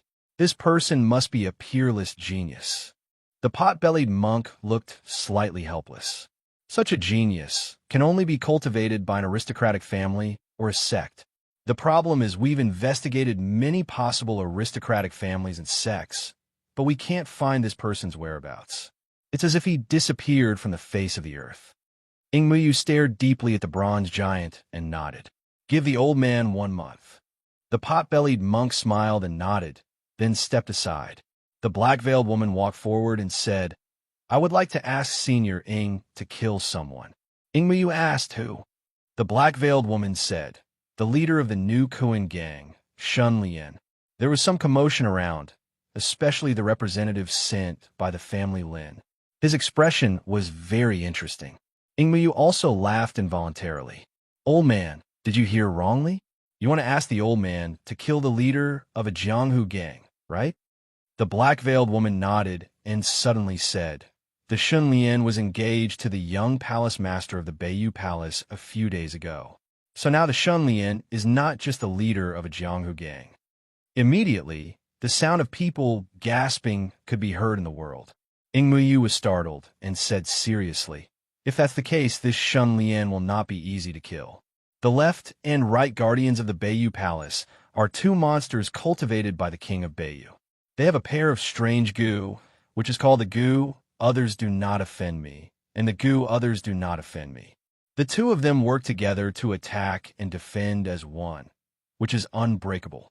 After the king of Beiyu suddenly died of illness, many families, sects, and other forces that submitted to the king of Beiyu rebelled and established themselves.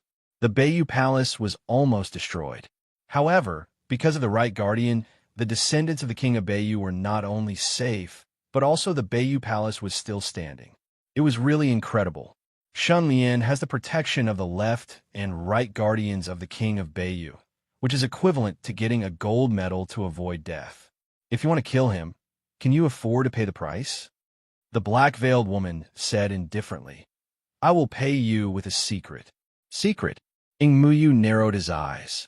The black-veiled woman leaned forward a little and said, I know the whereabouts of the king's jade. Watch first Zue New Chapter section. Chapter 205. What? Ingmuyu's expression changed drastically. Everyone held their breaths and looked sideways. In particular, the king's jade only existed in legends, and people were not even sure if it really existed. The king's jade was the king of Beijing's biggest secret. Even in the Beiyu Palace, only a few people knew about the king's jade, and they could be counted on one hand.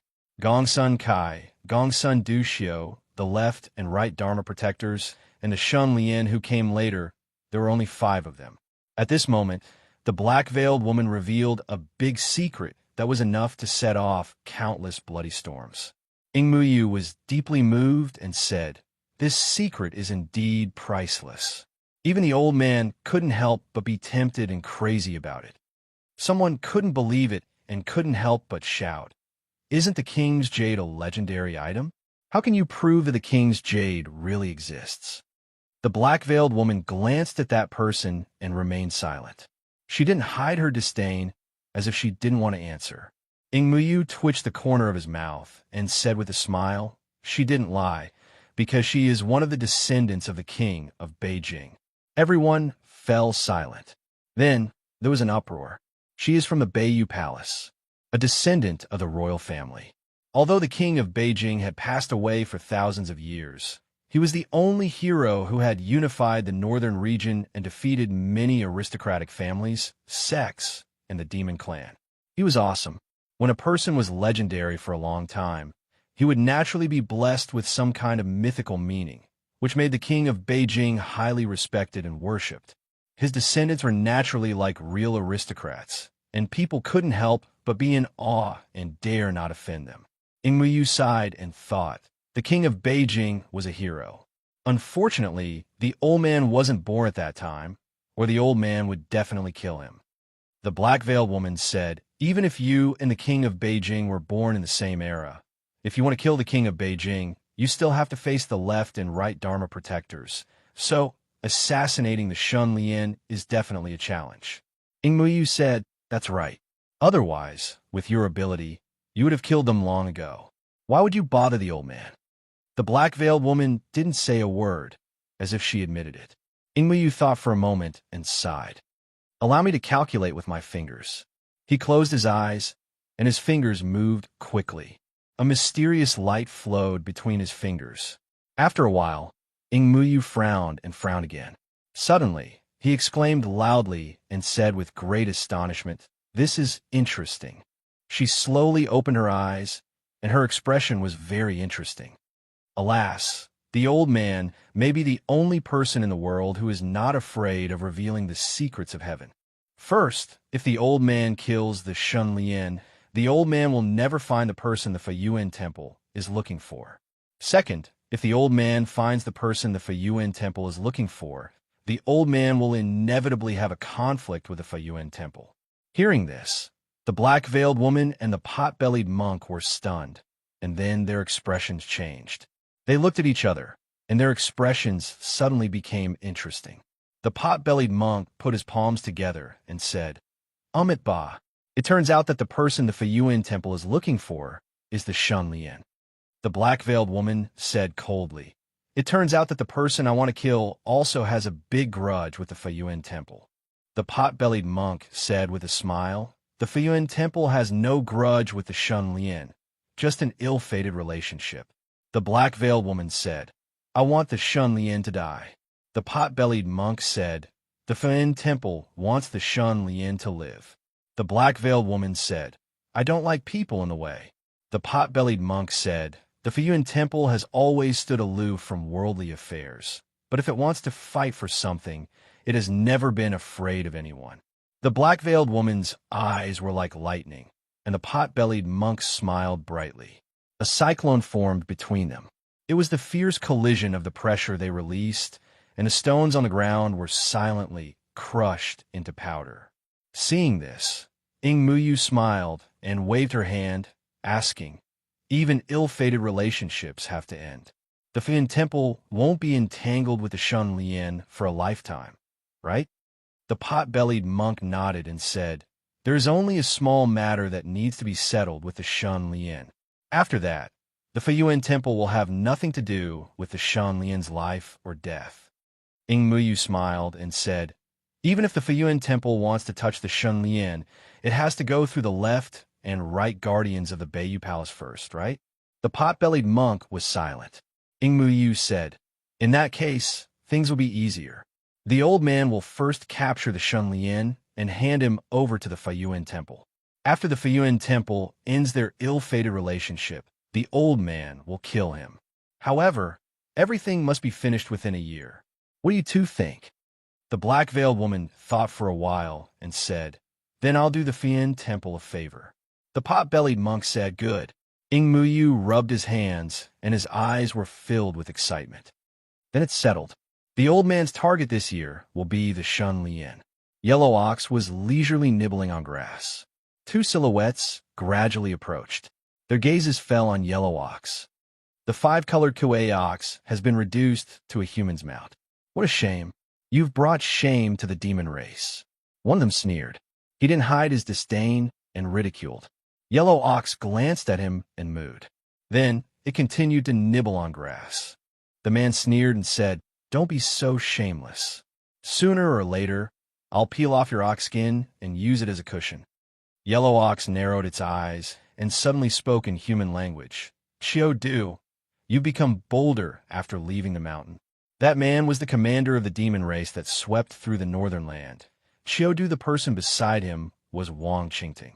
This person was a bit strange. His eyes were cloudy and his expression was dull.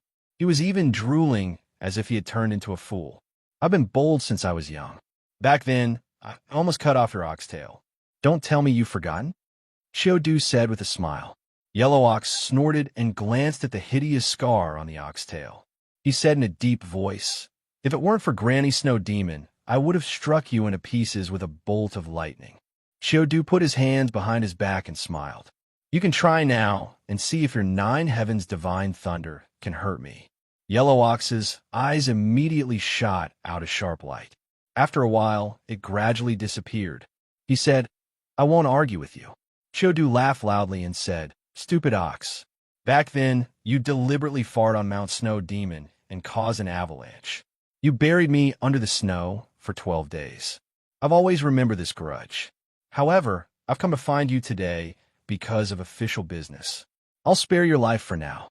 Yellow Ox glanced at the person beside Chiu Du and asked doubtfully, What official business? Xiaodu looked up at the sky and said indifferently, I want to go to the Scarlet Bone Mountain. Are you crazy? Yellow Ox was stunned. He glared and said, Don't think you can do whatever you want just because you have the immortal mark. The Scarlet Bone Mountain is a forbidden area. If you barge in recklessly, not only will you die, but you may also cause a world-ending catastrophe. Xiaodu showed a disdainful expression.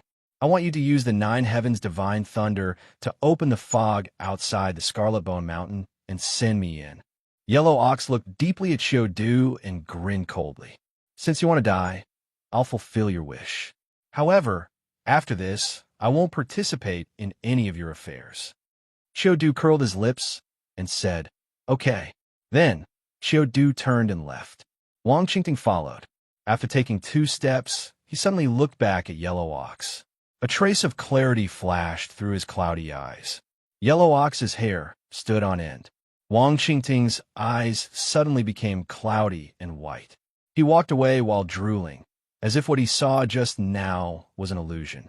Yellow Ox, on the other hand, broke out in cold sweat and goosebumps appeared on his skin. He said in horror, What kind of monster is this? It only looked at me once, and I instinctively felt fear. It was like a little white rabbit under the claws of tiger.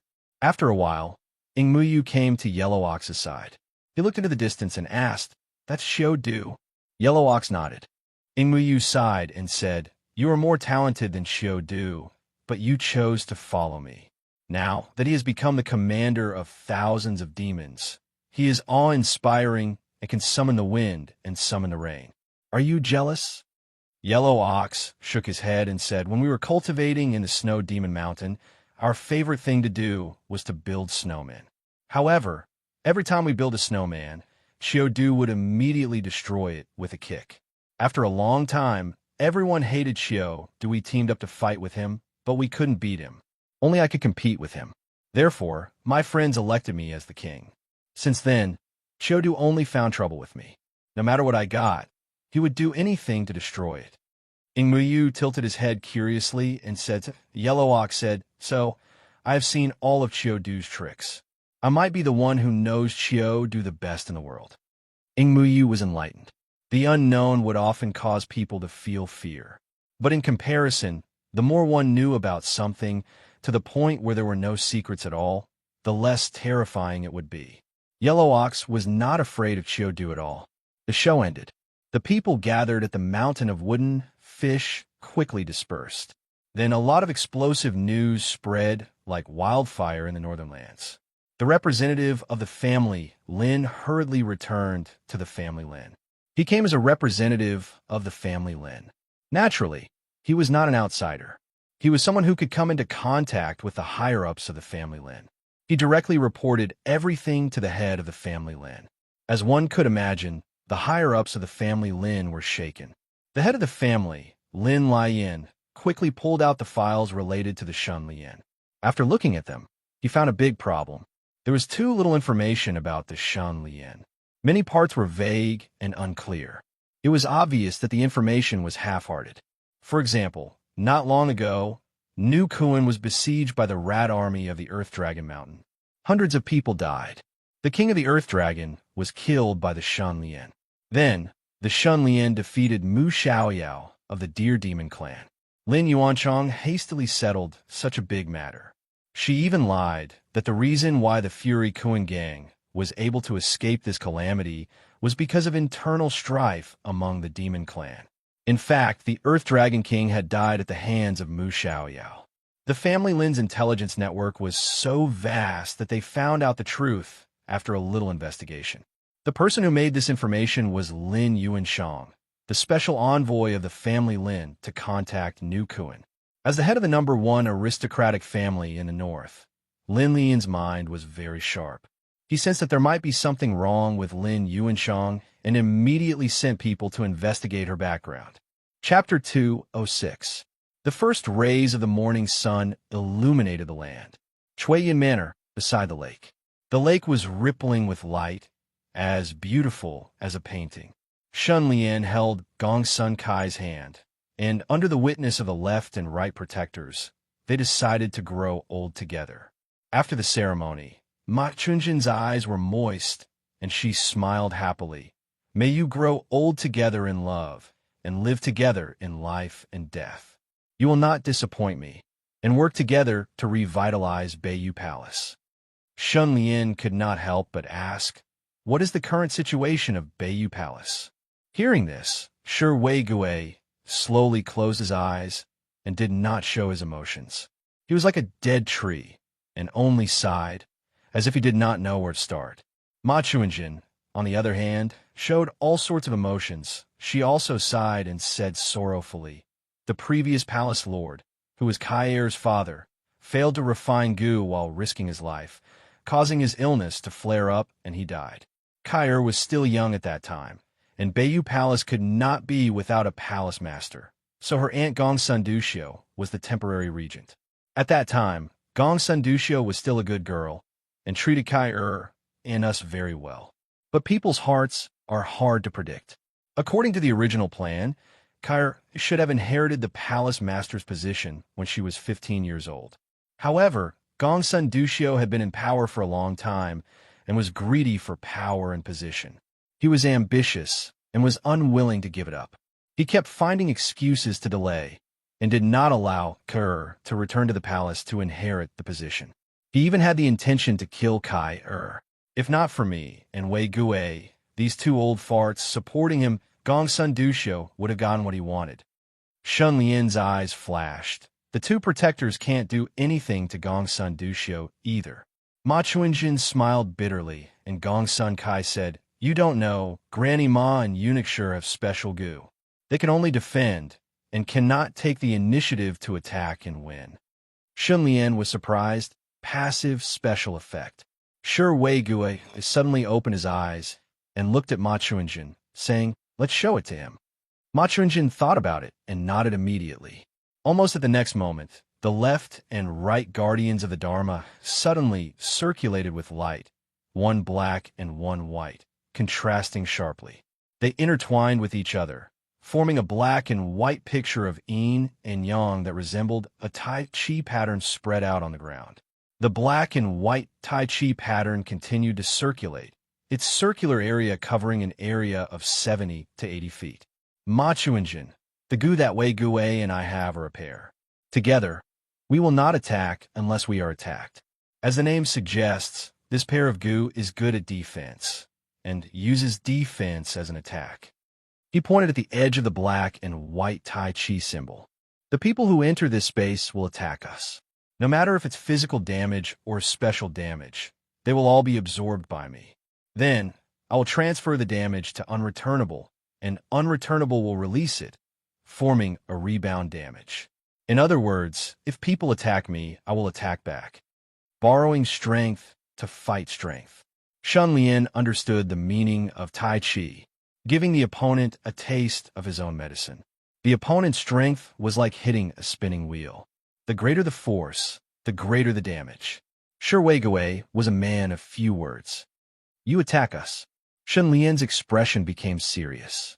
He shouted, the wind is like a knife. The blade-like whirlwind immediately swept towards Shi Weigui. Shi Weigui did not move. When the whirlwind approached, it suddenly changed direction. Shun Lian's expression changed. The whirlwind seemed to be attracted by a magnet. It was irresistible and uncontrollably moved towards Ma Chuanjin. Absorb. Ma Chuanjin smiled lightly and opened his arms. The whirlwind entered his body. It was like a sponge absorbing water. Immediately, Ma Chuanjin's body surged with light. Some kind of pulsing light spurted out from the soles of his feet and rushed towards Shi Weigui. All of this happened in the blink of an eye. The pulsing light rushed up from the soles of Shi Weigui's feet. Shi Weigui raised his hand, and a blade-like whirlwind formed at his fingertips and rushed towards Shun Lian. Disperse. Shun Lian waved his hand, and the whirlwind dispersed. Amazing. Shun Lian was slightly shocked. He thought for a while and asked, can you reflect any kind of damage, including the strange and unpredictable curse damage? Ma Chuanjin nodded. I can absorb any kind of damage, and my Gui can release any kind of killing move. Shun Lian's eyes lit up. Can you store damage? Ma Chuanjin raised his eyebrows and showed a look of appreciation. He smiled and said, "If others don't attack me, I won't attack them. This is the most terrifying thing about this pair of goo worms. I can continuously absorb damage, and my Gui can release a large amount of attack power in one go. Because of this, we are a perfect combination." Sure Wei Gui stretched out his hand. Not only that, Ma Chuanjin smiled and held his hand. The black and white light changed. In an instant, Shan Lian's vision blurred and his body suddenly appeared on the other side of the lake. Teleportation. Shan Lian was really shocked. Ma Chuanjin smiled and said, "You can see it now. King of Beijing created this pair of goo worms for protection. The additional teleportation ability is not for escaping, but for allowing us to reach the palace lord as soon as possible." Shan Lian exclaimed, "Such a watertight protection. It's really foolproof. No wonder Gongsun Duxiu couldn't get what she wanted." He pondered for a while and asked, "What rank is Gongsun Duxiu?" Gongsun Kai replied, "Aunt stepped into the legendary rank 5 years ago. If not, she wouldn't have been able to control Beiyu Palace and hold on to the position of Palace Lord." Shan Lian frowned. "There's something I don't understand. Since Gongsun Duxiu is a legendary rank expert, why didn't she come to fight with me for the King's Jade? Why did she condense 3 doppelgangers?" Ma Chuanjin sneered. "It's not that she doesn't want to, but she can't." Shan Lian was surprised. "Why?" Ma Chuanjin smiled and asked instead of answering. "Gold rank goo masters already have the power to topple mountains and overturn seas and destroy a city. How strong do you think legendary rank goo masters are? Or have you heard of any legendary rank goo masters releasing their strength as they wish?" Shan Lian thought for a while and shook her head. "No, it seems that legendary goo masters basically live in seclusion."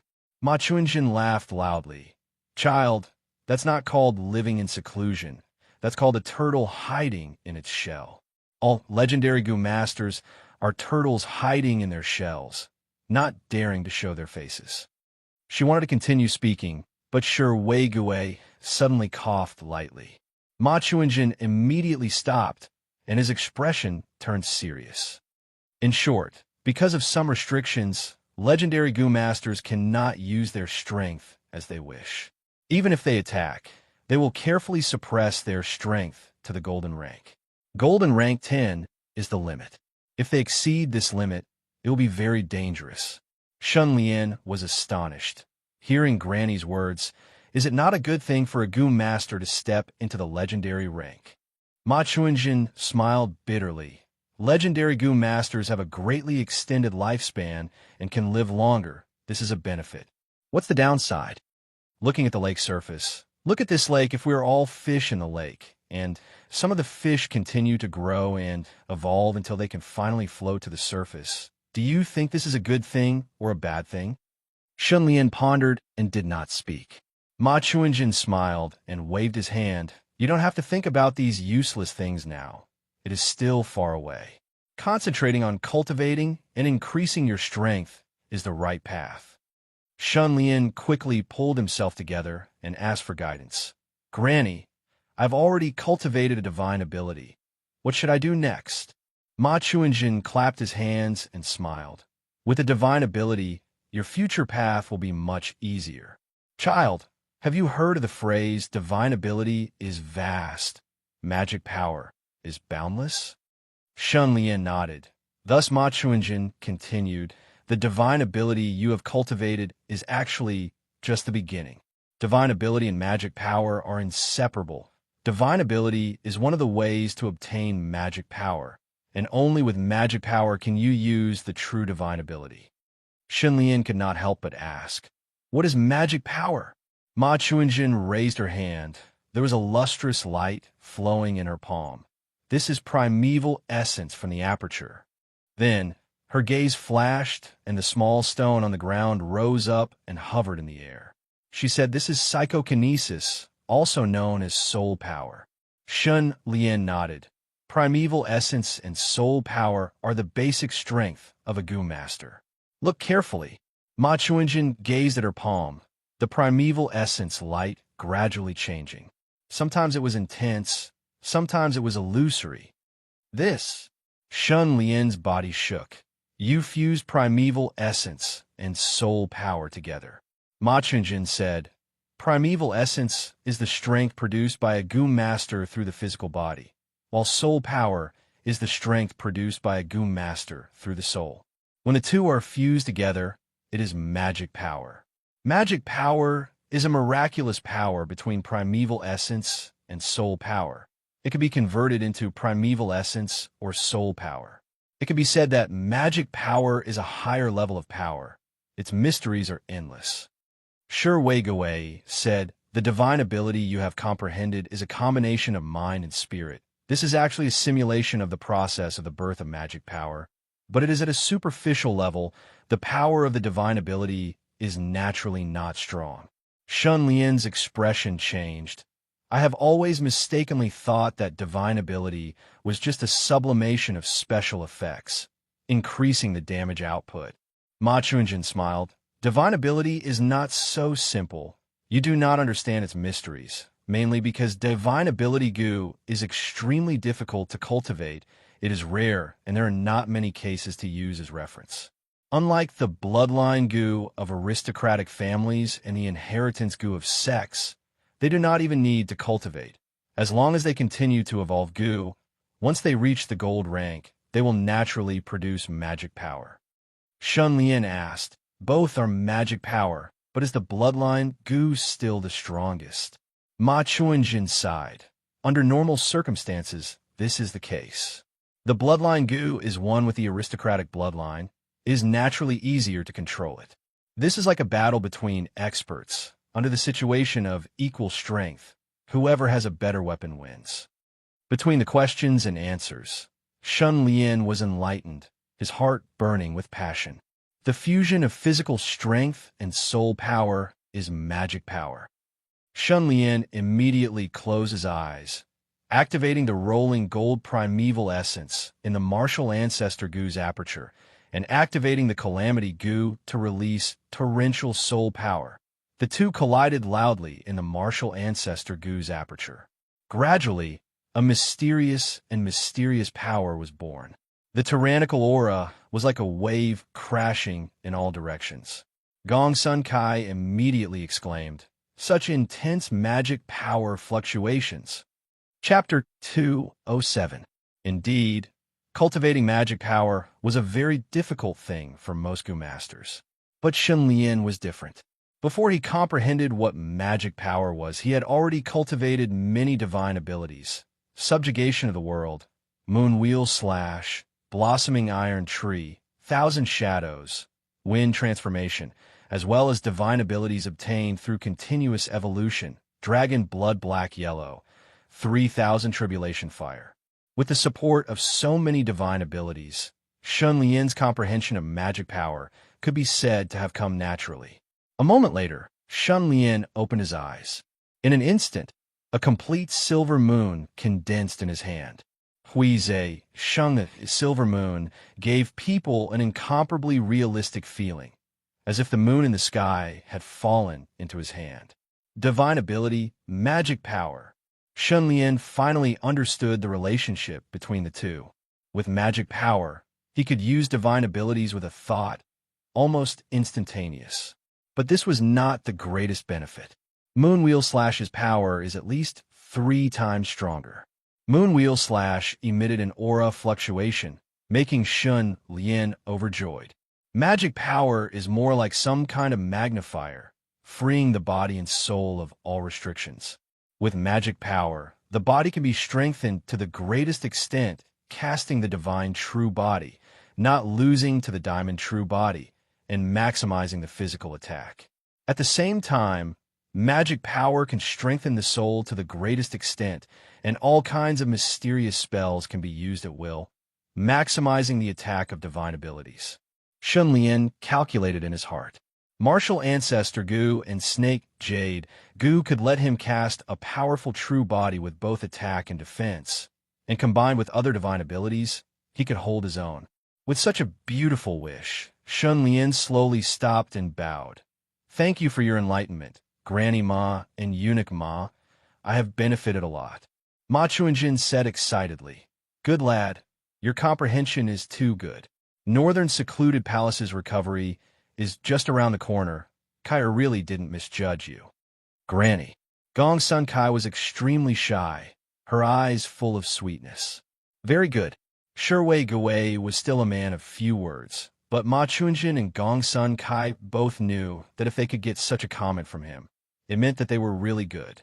Shen Lian was neither arrogant nor rash. He asked about another matter that he was very concerned about. How should we deal with that creating something out of nothing goo? Ma Chuanjin and Wei Gui both looked at Gong Sun Kai, obviously waiting for her to make the decision. Gong Sun Kai thought for a while and said, Do you have any ideas? Shen Lian asked in reply, Creating something out of nothing? Can any kind of goo be conjured out of thin air? Gong Sun Kai explained in detail, creating something out of nothing goo is a one-time consumable goo.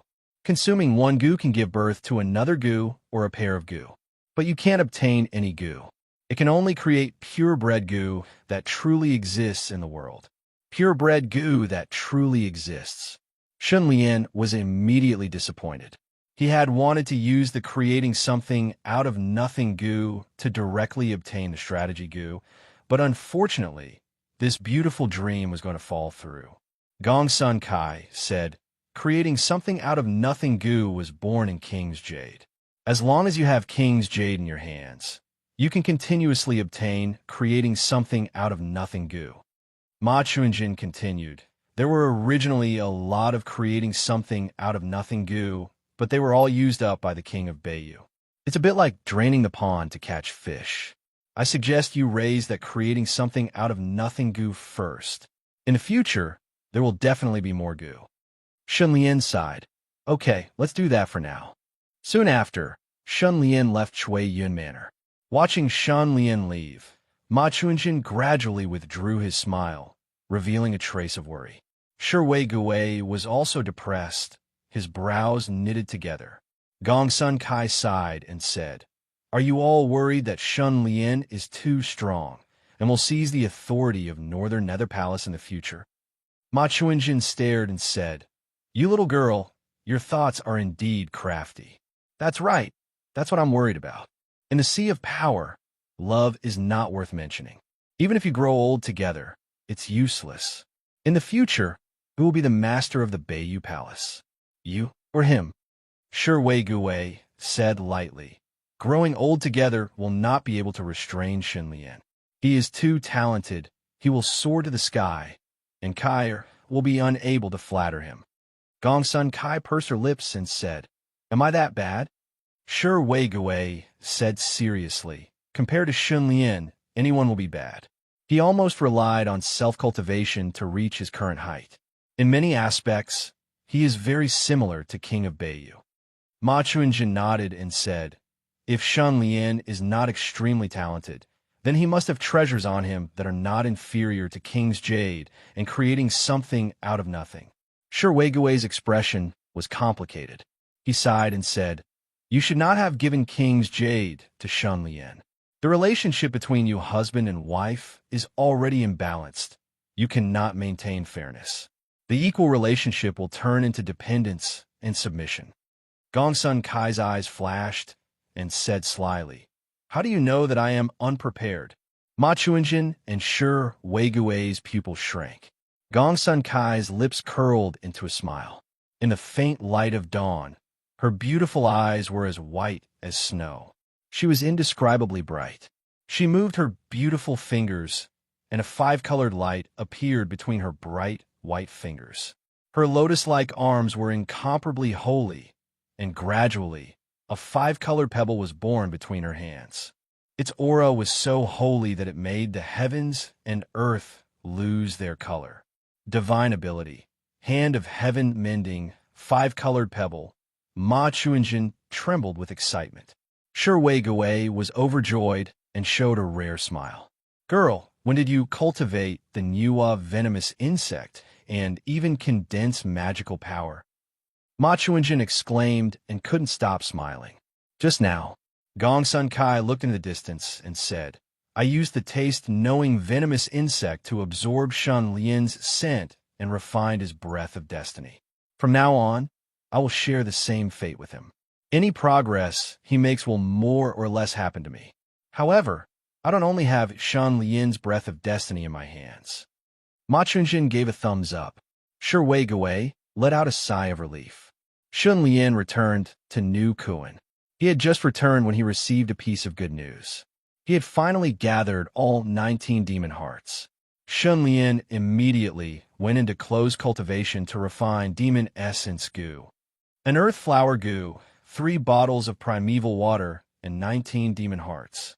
The materials were all prepared, and after spending 5,000 bewilderment points, the refinement was a success. The goo I have that have not evolved to gold rank are Great Wind Rising Wind goo, Snake Jade goo, Blink Movement goo, Wedding Dress goo, and Tender Lady goo. Great Wind Rising Wind goo can evolve to gold rank by itself. There is no need to spoil it with excessive enthusiasm. The same goes for Wedding Dress goo. Demon Essence goo can be used on Snake Jade goo, Blink Movement goo, or Tender Lady goo, one of the 3. Shun Lian thought for a while and made a decision. He used the Demon Essence goo on Tender Lady goo. There was no other reason. Tender Lady goo was a support-type goo that condensed primeval essence. He had King's Jade, which could rival a country, and with Tender Lady goo's thrifty management, it was simply perfect. In the end, Tender Lady goo successfully swallowed the Demon Essence goo and successfully evolved to Gold Rank 3. From then on, the pampered lady goo died of happiness, hugging the King's Jade annulus, this inexhaustible mountain of gold. Every day it mined for gold and enjoyed its endless enjoyment, wantonly transferring the surging golden primeval essence into the apertures of several goo. Shun Lian truly lived a luxurious life of using gold primeval essence to nurture goo. With good nutrition, the goo's growth was naturally gratifying, especially the Great Wind Rising Wind goo. It evolved rapidly. Several days passed in a flash. On this day, Shun Lian punctually entered Wushang Inn, but after waiting for a while, Matchmaker did not appear. Matchmaker is never late. Something must have happened to her. Shun Lian was a very sensitive person. He did not think about what happened to Matchmaker. His thoughts jumped to what he should do next. Just as he was thinking, someone knocked on the door. Only Ying Ji could come to this room. Shun Lian quickly opened the door, and sure enough, Ying Ji was here. Chapter 208. Exposed. Shun Lian paused for a moment and moved aside. He said calmly, "Come in and have a seat." Ying Ji entered the room, but did not sit down. He said, "Something big happened on Muyu Mountain yesterday." Then, he briefly explained what had happened on Muyu Mountain. Ying Ji was extremely anxious. Hong Yang was shocked when she heard that Ying Muyu had chosen you as the target. She quickly went to find out more about the situation. Then, Grandma suddenly sent someone to summon Hong Yang. There has been no news from her until now. Shun Lian said in surprise, "Grandma from the Fox clan knows about Hong Yang and me." Ying Ji said, "Even the King's Jade has appeared." Grandma paid a little attention and naturally found out a lot of clues. Shun Lian took a deep breath. After a moment of silence, he asked slowly, "A woman with a black veil used the whereabouts of the King's Jade as a gimmick and asked Ying Muyu to kill me. Is that true?" Ying Ji said, "It should not be just a gimmick." Ying Muyu clearly pointed out that the woman was the descendant of the king of Beiyu. Shun Lian nodded. That woman should be Gongsun Duxiu, the regent of Beiyu Palace. Ying Ji paused for a moment and suddenly asked, "That woman said that you are already engaged to the young palace master of Beiyu Palace. Is this true?" Shun Lian did not hide anything and said, "It is true." "Then what about the King's Jade?" "It does exist." Shun Lian sighed. "Moreover, the King's Jade is with me." She did not confess this matter to Ying Ji on impulse. Firstly, the King's Jade was inexhaustible. It did not matter she shared some with Ying Ji. Secondly, Ying Ji was trustworthy. She had a bigger weakness in Shun Lian's hands. After all, Xiezhen still needed Shun Lian's protection. "What? The King's Jade is with you?" Ingji's expression changed drastically. He was completely speechless. Everyone is saying that the king's jade has fallen into the hands of that young palace master. Shunlian thought for a while and said, "The current situation is that the Fuyuan Temple, Gongsun Duxiu, has bought Ing Muyu's annual assassination commission. I have to face Ing Muyu's assassination directly."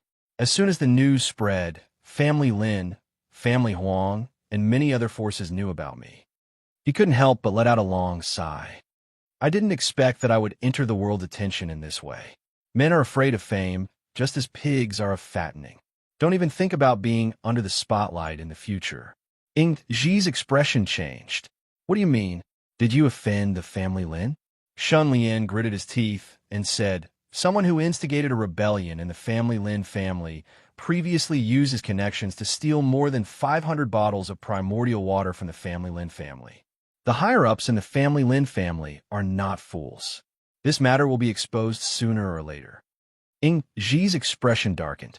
"Shun Lian, how much do you know about Ing Muyu?" Ing Ji took a deep breath. She gradually calmed down when she was with someone like Shun Lian, who didn't panic. She thought for a while and said, "Ing Muyu is a peerless genius. He has a strange temperament and likes to kill people. When he was young, he liked to kill people above his level. Bronze rank kills silver rank kills gold rank kills legend rank. After he advanced to legend rank, for some reason, he started to like killing gold rank people. Every year, he would publicly choose his targets on Muyu Mountain. Those who were chosen by him would most likely die. I heard that only a few people managed to escape from his terrifying assassination that lasted for a year." Shin Lian, what about his gu? Ing Ji, I know that he has two main gu. One is the inheritance gu. This gu is a natural contract gu. After making a certain contract with it, as long as the conditions are met, he can obtain the inheritance through inheritance, including gu and assets. Not long ago, I heard that he inherited the foolish old gu and the moving mountain gu. These two gu are a perfect match. Those who have them can achieve anything if they have a will. As long as he is determined to do something, it is almost unstoppable. The other is the bi-family gu. This gu is incredible. It combines the wisdom and strength of legalism gu, Taoism gu, Moism gu, Confucianism gu, Yin-Yang gu, and other 100 schools of thought. This allows him to be proficient in everything. He has a wide range of knowledge and has endless strange techniques. He can even calculate and is not afraid of revealing heaven's secrets. Shun Lian's expression instantly became very interesting. He said in surprise, "He has the bi-family gu." Ing Ji was speechless. She said in a bad mood, "The fire is already burning your eyebrows, and you can still laugh." Shun Lian smiled embarrassedly. Thinking about it, so what if Ing Muyu has the bi-family gu? He has to be alive to get it. Ing Ji's expression turned serious. He asked, "This crisis is almost a dead end for you. What do you plan to do?" Shun Lian thought about it and asked, "Do you have the skeleton of a strong demon?" Ing Ji blinked and asked in surprise, "What do you want the skeleton of a demon for?" Shun Lian waved his hand. With a whoosh, the bone spirit underworld fire burned fiercely, illuminating his face. It was like the return of the dead, emitting an eerie and terrifying aura. "I have the bone spirit gu. This gu is very easy to evolve. As long as there are strong skeletons to nourish it, its evolution speed is even higher than the wedding dress gu. Moreover, with the help of strong skeletons, I can create an undead army in steel bone armor, allowing me to advance by leaps and bounds in a short period of time." Undead gu. Ing Ji came to a realization and exclaimed, "To think that you have such a powerful gu. I have underestimated you." After a few seconds of silence, Ing Ji's eyes brightened. "Have you heard the elephant tomb?" Shun Lian's heart shook, and he said emotionally, "Legend has it that every elephant that has a premonition that their lives are about to end will leave the elephant herd in the last few days of their lives and silently walk to their final resting place. That place is the elephant tomb, a mysterious and hidden place. It is the cemetery where the elephant tribe hibernates." "Don't tell me you." As expected, Ing Ji smiled. "What a coincidence. I happen to know the location of an elephant tomb." is the final resting place of the mammoth tribe. There are countless huge mammoth skeletons there. Shenlian was overjoyed, but he still asked cautiously, "Is there anyone guarding that place?" Ingji shook his head and laughed. "A place with skeletons is best to avoid it. How can there be anyone guarding it? Moreover, the demon race does not have the custom of guarding graves. You can relax." Shenlian sighed in relief. Ingji, on the other hand, was impatient. "Let's go now." Shenlian naturally would not refuse. "Let's go." At this moment, the door creaked open and Hong Yang appeared outside. She looked coldly at Shenlian and said coldly, "You Shenlian, do you know that you are famous now?" Shenlian smiled bitterly. Ingji also smiled bitterly. "I have already told him about the Muyu Mountain. Did Granny summon you because of this?" Hong Yang walked in angrily and said as she walked, "What kind of existence is Granny? She is omnipotent. There is nothing in this world that she does not know." Ingji was slightly nervous. If Granny knew about Shenlian, she would also know about Xiezhen. He could not help but ask, "What did Granny say?" Hong Yang said angrily, "The Green Hill Fox tribe has always stood aloof from worldly affairs. They are careful not to get involved in any disputes. This time is no different." Ingji's expression turned unsightly. Shenlian understood Hong Yang's feelings. She had placed all her hopes on the wedding dress Gu, on Shenlian. Now that Shenlian met with such a huge incident, her plans were all ruined. What was worse was that their fate might end here. The two wedding dress Gu had too strong a demonic nature and were destined to not be tolerated by the heavenly Tao. Shenlian thought for a while and said lightly, "Hong Yang, if you have something to say, just say it." Hong Yang said, "Granny gave me a choice. She also gave us a choice." Shenlian understood. "Did Granny ask you to cut off all ties with me, or for me to give up everything and directly enter the Green Hill Fox tribe and disappear from this world?" Chapter 209. Shenlian said straightforwardly, "I don't like to run away, and I won't run away. So, the one who has to make the final decision is you." Hong Yang sneered and scolded. "Your opponent is Ing Muyu, who is known as the Golden Killer. Do you think that the left and right guardians of Beiyu Palace can protect you? Don't overestimate yourself.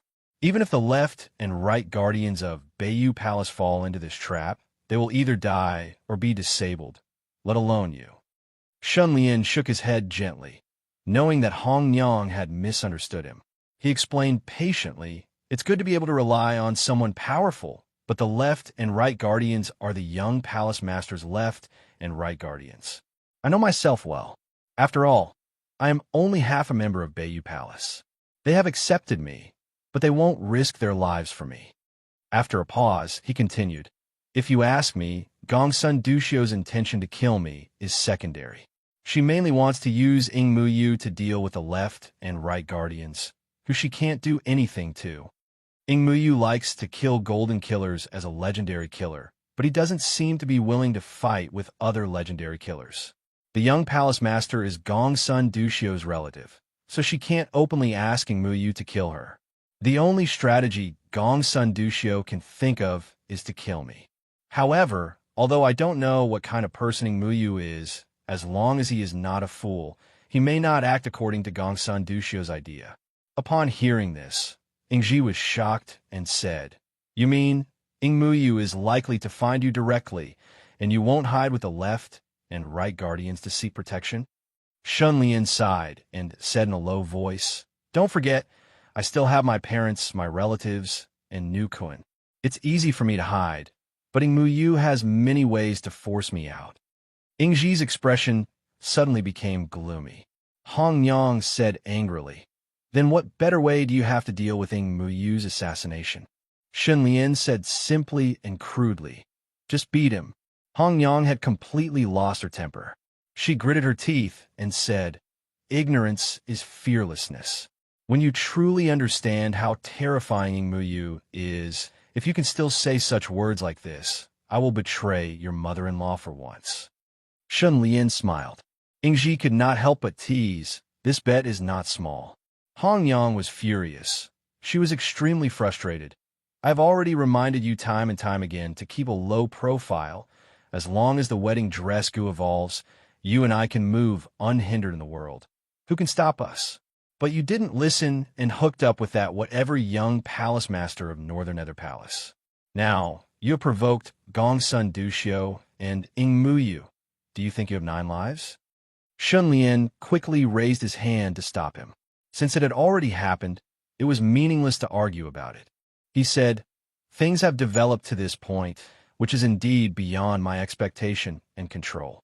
I understand that you have complaints, but I don't want to argue with you."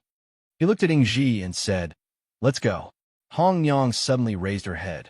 "Where are you going?" Ingji explained the matter. Hong Yang sighed and suddenly took out a scroll. "This is for you. It might be of some help to you." Shunlian took it. "What is this?" Hong Yang said, "These are the targets that Ingmuyu has chosen in the past 30 years.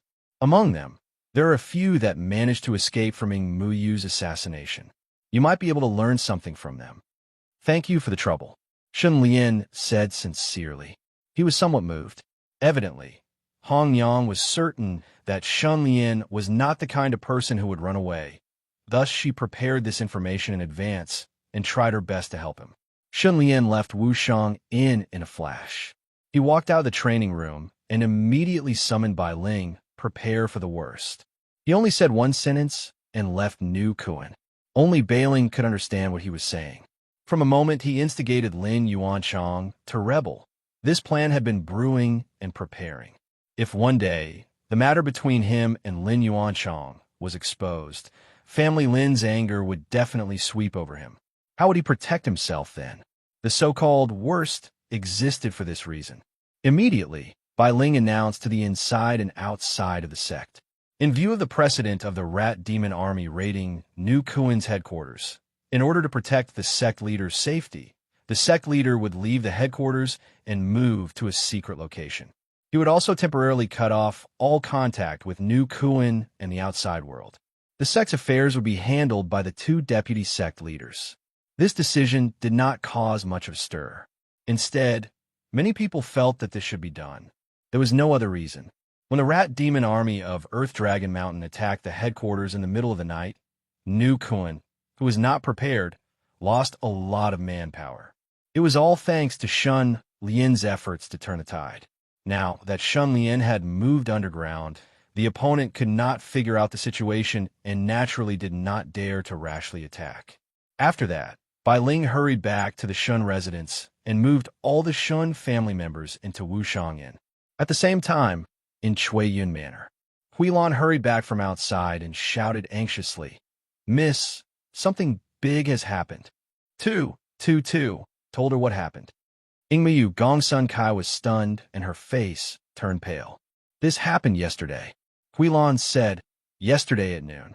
Gongsun Kai gasped. "Quickly go and call Granny Ma and Eunuch Shur. Let's go and see them." The 2 immediately left the boudoir. The left and right guardians were taking a walk by the lake. The 2 elders were actually living very comfortably, like an immortal couple. Ma Chuanjin looked at the lake and sighed. "We are guarding the descendants of the king of Beiyu. Most of them are rare since the beginning of the 70s. It was not easy to wait for this generation. Duxiu and Kerr, 2 capable people, came out one after another, but Duxiu, her eyes were shining, full of disappointment. Wei Gui sighed. Without destruction, there can be no construction. This is not necessarily a bad thing. Ma Chuanjin did not dare to imagine. Between the 2 of them, only one can live in the end. Must it be like this? Wei Gui shook his head. I can't say what the final result will be. I'm just worried about Duxiu. She has been an extreme person since she was young. This time, she failed to snatch the king's jade. She may be greatly agitated and do something crazy. Ma Chuanjin's face turned pale. Now that things have come to this, what can she do? As soon as he finished speaking, Gongsun Kai and Huilan walked over quickly, looking very anxious. The left and right guardian's hearts thumped. Something has happened. Gongsun Kai quickly looked at Huilan. The latter immediately stepped forward. The outside world is saying that on Muyu Mountain. Huilan had just opened her mouth when Wei Gui suddenly shouted, "Who are you?" Wei Gui rushed forward and reached out to grab Gongsun Kai. But he was too late. Huilan moved like lightning and grabbed Gong Sun Kai's neck. Gong Sun Kai was stunned. Huilan, what are you doing? Shiwei Gui said coldly, she's not Huilan. Huilan sneered. Gong Sun Kai, I heard that you can recognize people by smell. Smell me, am I Huilan? Gong Sun Kai said angrily. If you're not Huilan, how can I not recognize you? Huilan laughed. A person's biggest weakness is habit. Your weakness is too obvious. He turned to Shi Weigui. You're indeed the guardian chosen by the king of Beijing. Ingmuyu has heard of your name long ago. If it wasn't for the fact that the king of Beijing gave you guys the don't offend me, don't offend others spell, which is too boring, I would have come to meet you long ago. Hearing these words, everyone's expression changed. You're Ingmuyu. Gong Sun Kai was shocked and couldn't believe it. But why is your scent the same as Huilan's? It's clearly her scent. Ingmuyu laughed again. Little girl, you're really ignorant. Haven't you heard of the painted skin goo? Gong Sun Kai thought of something, and his face turned pale, almost vomiting. Ingmuyu smiled. Painted skin clothes are torn apart by blood. One stroke of red lips, one stroke of pink cheeks, one stroke of black eyebrows, one stroke of clear eyes, one stroke of seductive demon fetus. With the painted skin goo, you can find someone to peel off their skin and wear it. No matter if you're a human or a demon, you'll become a completely different person. Look, your family's Huilan skin is really good. It's white and tender. When the old man peeled off her skin, she was in so much pain that she screamed for Mist to save me. Mist to save me. She screamed so miserably that the old man almost couldn't bear to do it. Gong Sun Kai gritted his teeth with tears in his eyes. You beast, I'm going to kill you. Ingmuyu exerted strength in his hands, and Gong Sun Kai's body immediately went limp and weak. Ingmuyu sneered. This is the swallowing essence goo. The primeval essence you release will be completely swallowed by the old man. This is what they mean by the one who strikes first gains the advantage. The one who strikes later loses. Shi Weigui said in a heavy voice. Ingmuyu, look at where you are. Ingmuyu lowered his head and saw the black and white Tai Chi diagram covering the ground below him, encircling him. Ma Chuanjin said anxiously, Ingmuyu, if you dare to hurt our young palace master, we will kill you even if we have to risk our lives. Ingmuyu said in disdain, your young palace master is in my hands. The outcome is already decided. Why are you being so fierce with me? Learn from your man. Ma Chuanjin was so angry that he stomped his feet. Shi Weigui narrowed his eyes and said, let's talk about the conditions. Ingmuyu said, oh, so you don't know. Then I'll waste some time explaining. This year, my target is the Shanlian. You should be able to guess who the killer is. The reward is the whereabouts of the king's jade. A look of grief appeared on Shi Weigui's face. Ma Chuanjin was so angry that he laughed. He looked up and sighed. Crazy, crazy. She's completely crazy. Beiyu Palace will be destroyed in her hands. Shi Weigui stared at Ingmuyu and asked in a low voice, you're here for the king's jade? The corner of Ingmuyu's mouth twitched, and he couldn't help but laugh. Everyone guessed that the king jade annulus is with this young palace master. Looking at your expression, it seems that the king jade annulus is not here at all. Shi Weigui did not say a word. After a moment of silence, he said, Gong Sun Duxiu wants to use you to kill us. Ingmuyu, you're a smart person. You won't be used like this. Ingmuyu clicked his tongue and said, but I don't like people getting in my way. I'm going to kill the young palace master's son-in-law. Are you going to do something about it? Gong Sun Kai said coldly, of course we're going to do something about it. At worst, we'll fight to the death. Shi Weigui said, what if we don't do something about it? Eunuch Shi. Gong Sun Kai shed tears. Shi Weigui looked at Ingmuyu with an indifferent expression. Ingmuyu smiled and said, great. Then let's make a contract. Don't worry, I won't ask for too much.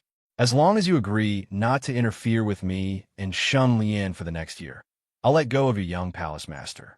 How about it? Shi Weigui nodded immediately. Okay. Soon, both sides took out their goo and made a contract. In the next year, the left and right guardians would not attack Ingmuyu.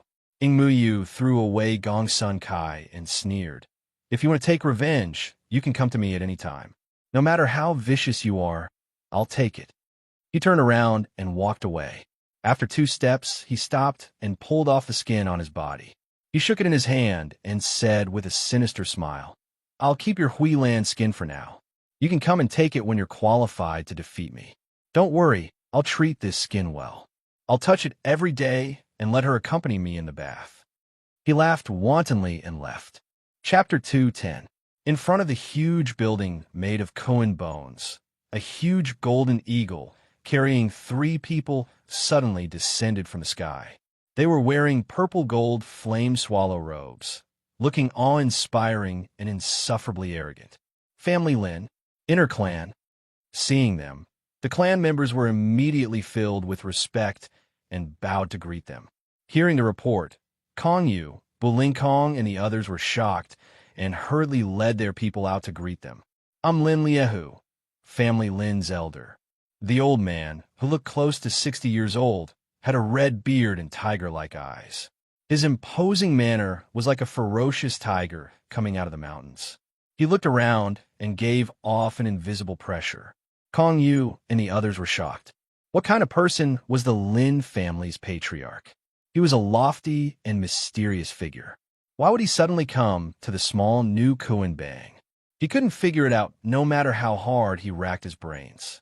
Unfortunately, the faction leader wasn't here, so he couldn't help but muster 120% of his energy to deal with it carefully. Lin Liehu looked around and asked straightforwardly, "Who's the Shunlian?" Kong Yu took a deep breath and answered seriously, "You came at a bad time. The faction leader just left." Lin Liehu raised his eyebrows and asked anxiously, "Where did he go?" "Tell him to come back and see me." Kong Yu answered honestly, "The faction leader cut off all contact with us. No one can find him." Lin Liehu narrowed his eyes and was obviously unhappy. He asked in a low voice, "What do you mean?" Kong Yu had always been clumsy. Bu Lingkong observed his expression and was afraid that he couldn't explain clearly. So he quickly interrupted and explained the faction leader's invisibility plan in detail from beginning to end. In the end, he said, "New Kuan is in a difficult situation. We lost hundreds of people in one surprise attack. The faction leader and we thought for a long time before coming up with this plan." Lin Liehu was surprised and doubtful. "The Shunlian just left?" Balinkong nodded. "About 6 hours ago. He received the news in advance and ran away." Lin Liehu was silent for a while and asked, "The Shunlian's family also left?" Balinkong blinked and said blankly, "I'm not sure." Lin Liehu abruptly waved his hand and glared. "Then why aren't you investigating?" In the Shen residence, the odd-job workers and servants were busy and everything seemed normal. On a tall building closest to the Shen residence, there was someone leaning against the railing and looking into the residence from afar. It's been an hour, but not a single Shen clansman has appeared. The young woman with abnormally snow-white skin slowly retracted her gaze and stroked the waterfall of hair hanging in front of her chest. She turned around to look at another great beauty who looked 70 to 80% similar to her, but was much more mature and voluptuous. Her lips curled into a smile, and her beauty was unparalleled. "Sister, did all the Shuns run away?" The great beauty in the young woman's line of sight was wearing a pink off-shoulder dress. She was smoking a hookah, and her red lips were gently exhaling white smoke, shrouding her in a dreamlike state. "Stop looking. The Shin family should have run away long ago." The great beauty changed the position of the hookah and took out some vanilla from the tobacco pouch and put it into the pipe. The white smoke floating around the pipe fluctuated, but didn't disperse for a long time. Liu family's silk and brocade workshop. Most of the top-grade silk and satins in Ronghua City came from here. It was an old shop with a reputation in the city, and the silk and satins sold here were notoriously expensive. Ing Muyu strolled into the silk and brocade workshop. He was short and thin, and his appearance was not good. He was wearing a simple green robe. Suddenly, he walked into a place like the silk and brocade workshop that specialized in luxurious silk and satins. He seemed out of place. "Sir, do you want to buy anything?" The receptionist at the front desk looked up and down at Ing Muyu for a while. She still had a kind smile on her face, but in her heart, she was sure that the old man either came to the wrong place or came to beg. Ing Muyu smiled and said, I don't want to buy anything. I'm looking for someone. Looking for someone? The receptionist was stunned. Who are you looking for? Ing Muyu stroked his beard. Lu Qinsi. TSK. Another one who came to claim kinship. The receptionist immediately straightened her back and said impatiently, Are you looking for our boss? May I ask who you are? Ing Muyu said, The old man is her friend's friend. Please tell her that the five-colored Kuei cow introduced the old man to her. She will know who he is as soon as she hears it. The waitress was skeptical. She said, Wait here. Then, she swayed her hips and went backstage. After a while, she hurriedly ran back with a sweet smile on her face and said, Sir, please come in. The boss is waiting for you on the third floor.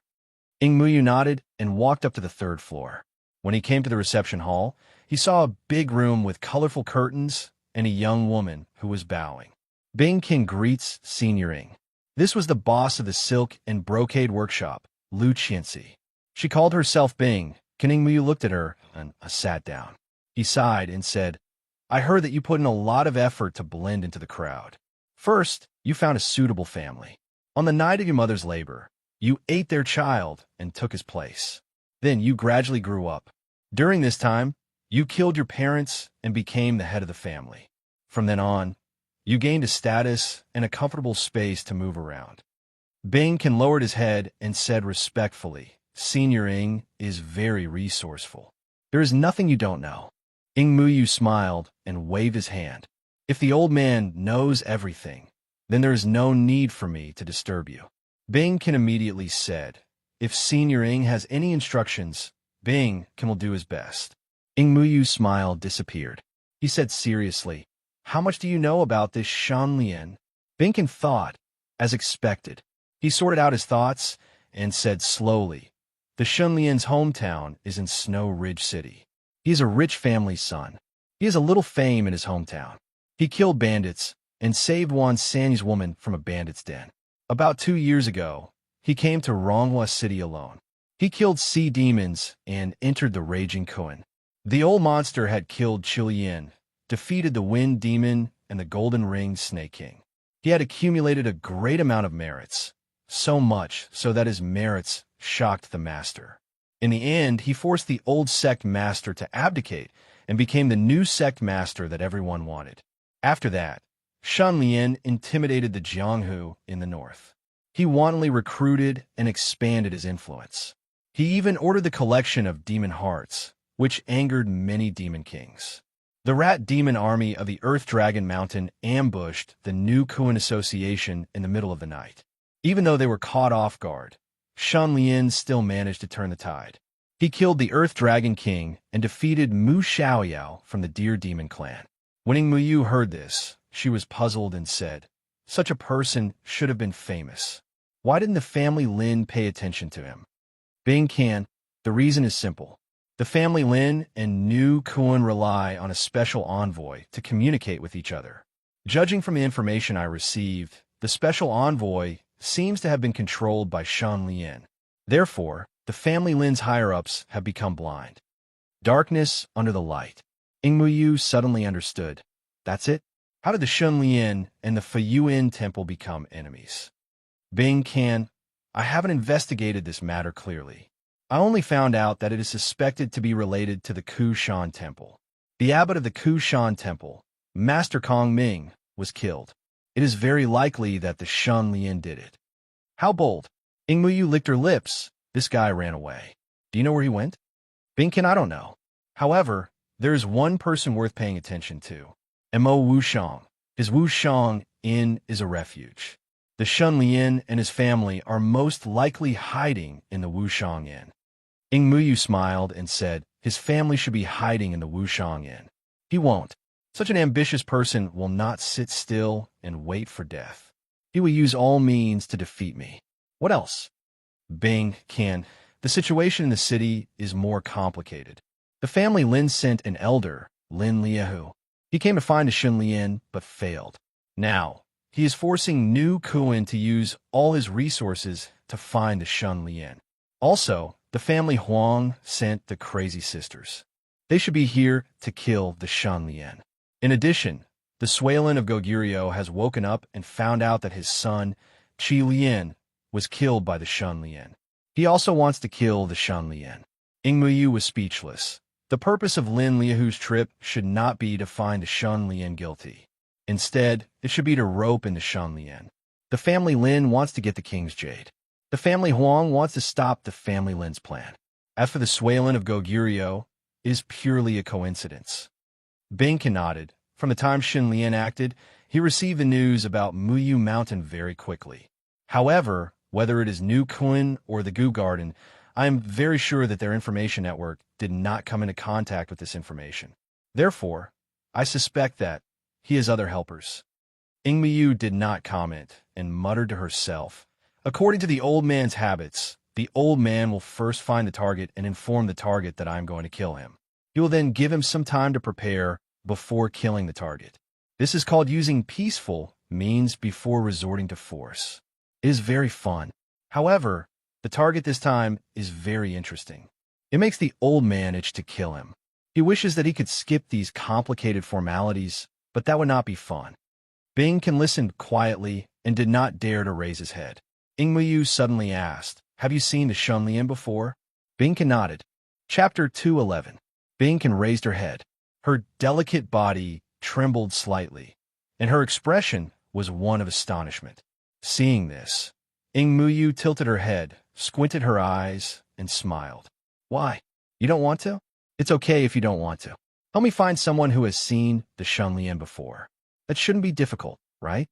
The ice silk hurriedly lowered its head, as docile as a little white rabbit, and said, "Senior Ying's battle prowess is extraordinary. How can an ordinary person's dream withstand your pressure? Even though the ice silk is not talented, it is very willing to serve you. It's just that Shun Lian has seen me before, even though we only met once, but he's really—" Ingmuyu understood. She thought for a while and said with a smile, "So you are afraid of exposing your identity. Thinking about it, for that mission, you have wronged the human world for so many years. You have to be careful and tremble with fear. If you're exposed because of the old man's selfishness, it will not be good. The old man understands. This is actually easy to deal with. The old man will cover your appearance. Even if you are exposed, the Shun Lian will not recognize who you are." Binkin sighed in relief. She leaned back on the chair and sat down. She slowly closed her eyes, and her breathing gradually became even. Ingmuyu exhaled a breath. The breath was like misty rain floating in spirals. It turned into wisps of air and went into the space between Binkin's eyebrows. The next moment, Binkin lowered her head deeply and fell into a deep sleep.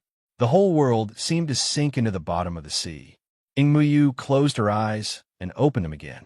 The world around her shook slightly and stabilized. I entered the dream again. How interesting." Ingmuyu stood up with a smile. She walked to Binkin and gently patted her shoulder. Binkin opened her eyes and looked around. She found that she was still in the parlor on the third floor of Lingjin Fong. She asked in surprise, "I have entered the dream? This is my dream?" Ingmuyu chuckled and said, Dream. What kind of dream do you think we're dreaming?" Binkin thought for a while and replied, "Dreams are the remnants of real life and the space of wantonly fantasy." Ingmuyu nodded and pointed at the 7-color curtain. "Try to make this curtain disappear." The iceworm's thoughts moved, and with a swoosh, the 7-colored curtain suddenly disappeared from sight. Binkin stopped breathing and said in surprise, "This is my dream. Doesn't that mean I can do whatever I want?" Ingmuyu said, "Yes, you can indeed do whatever you want. However, the more thoughts you have, the more changes you make, and your mind will fluctuate violently. Then, you will wake up very quickly, and the dream will end." Binkin suddenly understood. "So, it's best if I don't do anything and just keep a trace of consciousness. The more peaceful it is, the better." "That's it." Ingmuyu smiled with satisfaction. "Now, the old man wants to hide you. Follow me." The two went downstairs and walked out of Lingjin Fong. The street was bustling with people. Ingmuyu turned to the tavern on the street and glanced around. Suddenly, she fixed her eyes on a traveling merchant and said, "This person looks like a passerby. Let's borrow his skin." As she said this, Ingmuyu suddenly moved and restrained the traveling merchant. Woo! The traveling merchant turned pale with fright, but he couldn't make any sound. Then, Ingmuyu grabbed him like a chicken and brought him to a deserted alley. Ingmuyu peeled off his skin and put on the ice silkworm. Bing can put on the traveling merchant's skin and turned into a traveling merchant. She looked at the skinless corpse on the ground and asked, "What will happen to this person in reality?" Ingmuyu wiped the blood off her hands and said, "Dreams are very mysterious." In the old man's opinion, no matter how strange and twisted everyone's dreams are, they all exist in the same world. Because most people's souls are too weak, and dreams are unconscious behavior of sleep, they can't have too many interactions in dreams. Even if they do, they can't retain fresh memories. Even so, there are still dreams in the world. Not long after some people have a nightmare, it really happens in real life. These are actually the traces left behind by people's intense collisions in their dreams. In your dream, the old man peeled off this person's skin. Then, every time he dreams, he will definitely dream of being skinned. The cycle of nightmares will go on for a long time, and his body and mind will not be able to bear it. The ending is obvious. Bing sucked in a breath of cold air, her mouth twitching as she said, "Senior, thank you for your teachings. Binkin has learned something new." Ingmuyu said, "Let's go. Bring me to see the Shan Lian." Binkin did not speak anymore. She walked slowly on the street. When she got close to a certain entrance of the Goo Garden, she stopped and said, "This is the place where I first met the Shan Lian." At that time, the Shan Lian should have just come into contact with the Goo Garden not long ago. He and Mei Bai Ling came out of the Goo Garden. They were full of vigor and were very cautious. They could be said to be heroic and full of vigor. They immediately attracted my attention. Ingmuyu rubbed her hands. "Tis TSK. That means you already met the Shan Lian before he rose to power." Bingkin nodded and said, "Bingkin has always been good at reading people. Some people make me salivate." Ingmuyu understood and smiled. "That's good. After the old man kills the Shan Lian, I'll give his corpse to you to eat." Bingkin was overjoyed. "Thank you for your kindness, Senior Ing." Ingmuyu said, "All right, it's getting late. Let's begin. Pull the Shan Lian into the dream realm." Bingkin immediately closed her eyes and meditated. Her mind kept recalling the first time she met the Shan Lian. In the wilderness, two figures dashed forward. Ingji used the Fox Clan's demon steps. Each step covered a distance of 30 meters. The Shan Lian moved with the wind. His movements were elegant, and not a single leaf touched his body. They were moving towards the elephant mound. "We're almost there. Do you see the three mountains standing side by side in front of us? That's the famous Three Halberd Mountain. Between the three mountains, there's naturally a huge valley. Sunlight can't penetrate it, and energy is concentrated there. Even demons don't want to get close to it," Ingji said. Shan Lian glanced at the map and instantly understood the location of the Three Halberd Mountain. The nearest human settlement was Spring Water Town, which was already occupied by the werewolf clan. After knowing the location, Shan Lian quickened his pace and rushed towards the Three Halberd Mountain. After entering the mountain, he looked around. The energy was so dense that it was like a haze. It covered the sky and the sun, making it difficult for people to breathe. The bone spirit goo in Shan Lian's body suddenly became active. It was like a fish in water. The further he went, the dimmer the light became. It was dead silent. Shan Lian took a deep breath and released a bone spirit dark fire. The eerie flame was like the glow of the setting sun. It was like a cold light from hell, illuminating the path ahead. Ingji had been holding her breath for a long time. The yin energy here made her very uncomfortable. A strange, pungent smell filled the surroundings. It gave off the smell of decay and broken moss. This was definitely not an environment for humans or Yao to be in. Suddenly, a gust of wind blew. The world became lively. The leaves covered in thick dust were blown around by the cold wind. Ghostly howls rose and fell. It was like there was a pair of eyes hiding in the darkness, spying on the two intruders. Shan Lian could not help but look at Ingji and ask, "How did you find this place?" Ingji recalled, Many years ago, I met a mammoth Yao. She was on the verge of death, but had no strength to walk. She asked me to bring her along. I brought her to this valley. Speaking of this, she suddenly raised her gaze and said, "We're here. It's over there." The thick smell of decay hit them in the face. Shun Lian threw out a ball of bone spirit dark fire. The fire illuminated a huge swamp in front of them. "It's in the swamp?" Shun Lian's gaze focused, and he showed an expression of understanding. Chapter 2:12. That was something that would never happen. With the strength of Shun Lian's soul, even if he did not sleep for 3 days and 3 nights, he would not feel tired. Almost instantly, Shun Lian shook his head fiercely, his expression turning solemn as he looked around coldly. Ingji sensed his abnormality and asked, "What's wrong?" Shun Lian said, "I suddenly feel sleepy. It's like an overwhelming wave. There must be a problem somewhere." Ingji was shocked and carefully observed the surroundings, saying, "There is no poison gas here, only baleful energy. There should not be any negative effects on you." Shun Lian's first reaction was also to suspect that he was affected by the environment. But after agreeing with Ingji, the environment was quickly eliminated. Ingji quickly took his pulse, and after a while, she frowned and said, "There are 2 possibilities. One is that you are under some kind of sleeping curse." Before she finished, Shun Lian interrupted her. "Impossible. I am very careful when dealing with my personal belongings. There's no curse on me." Shun Lian directly eliminated this possibility.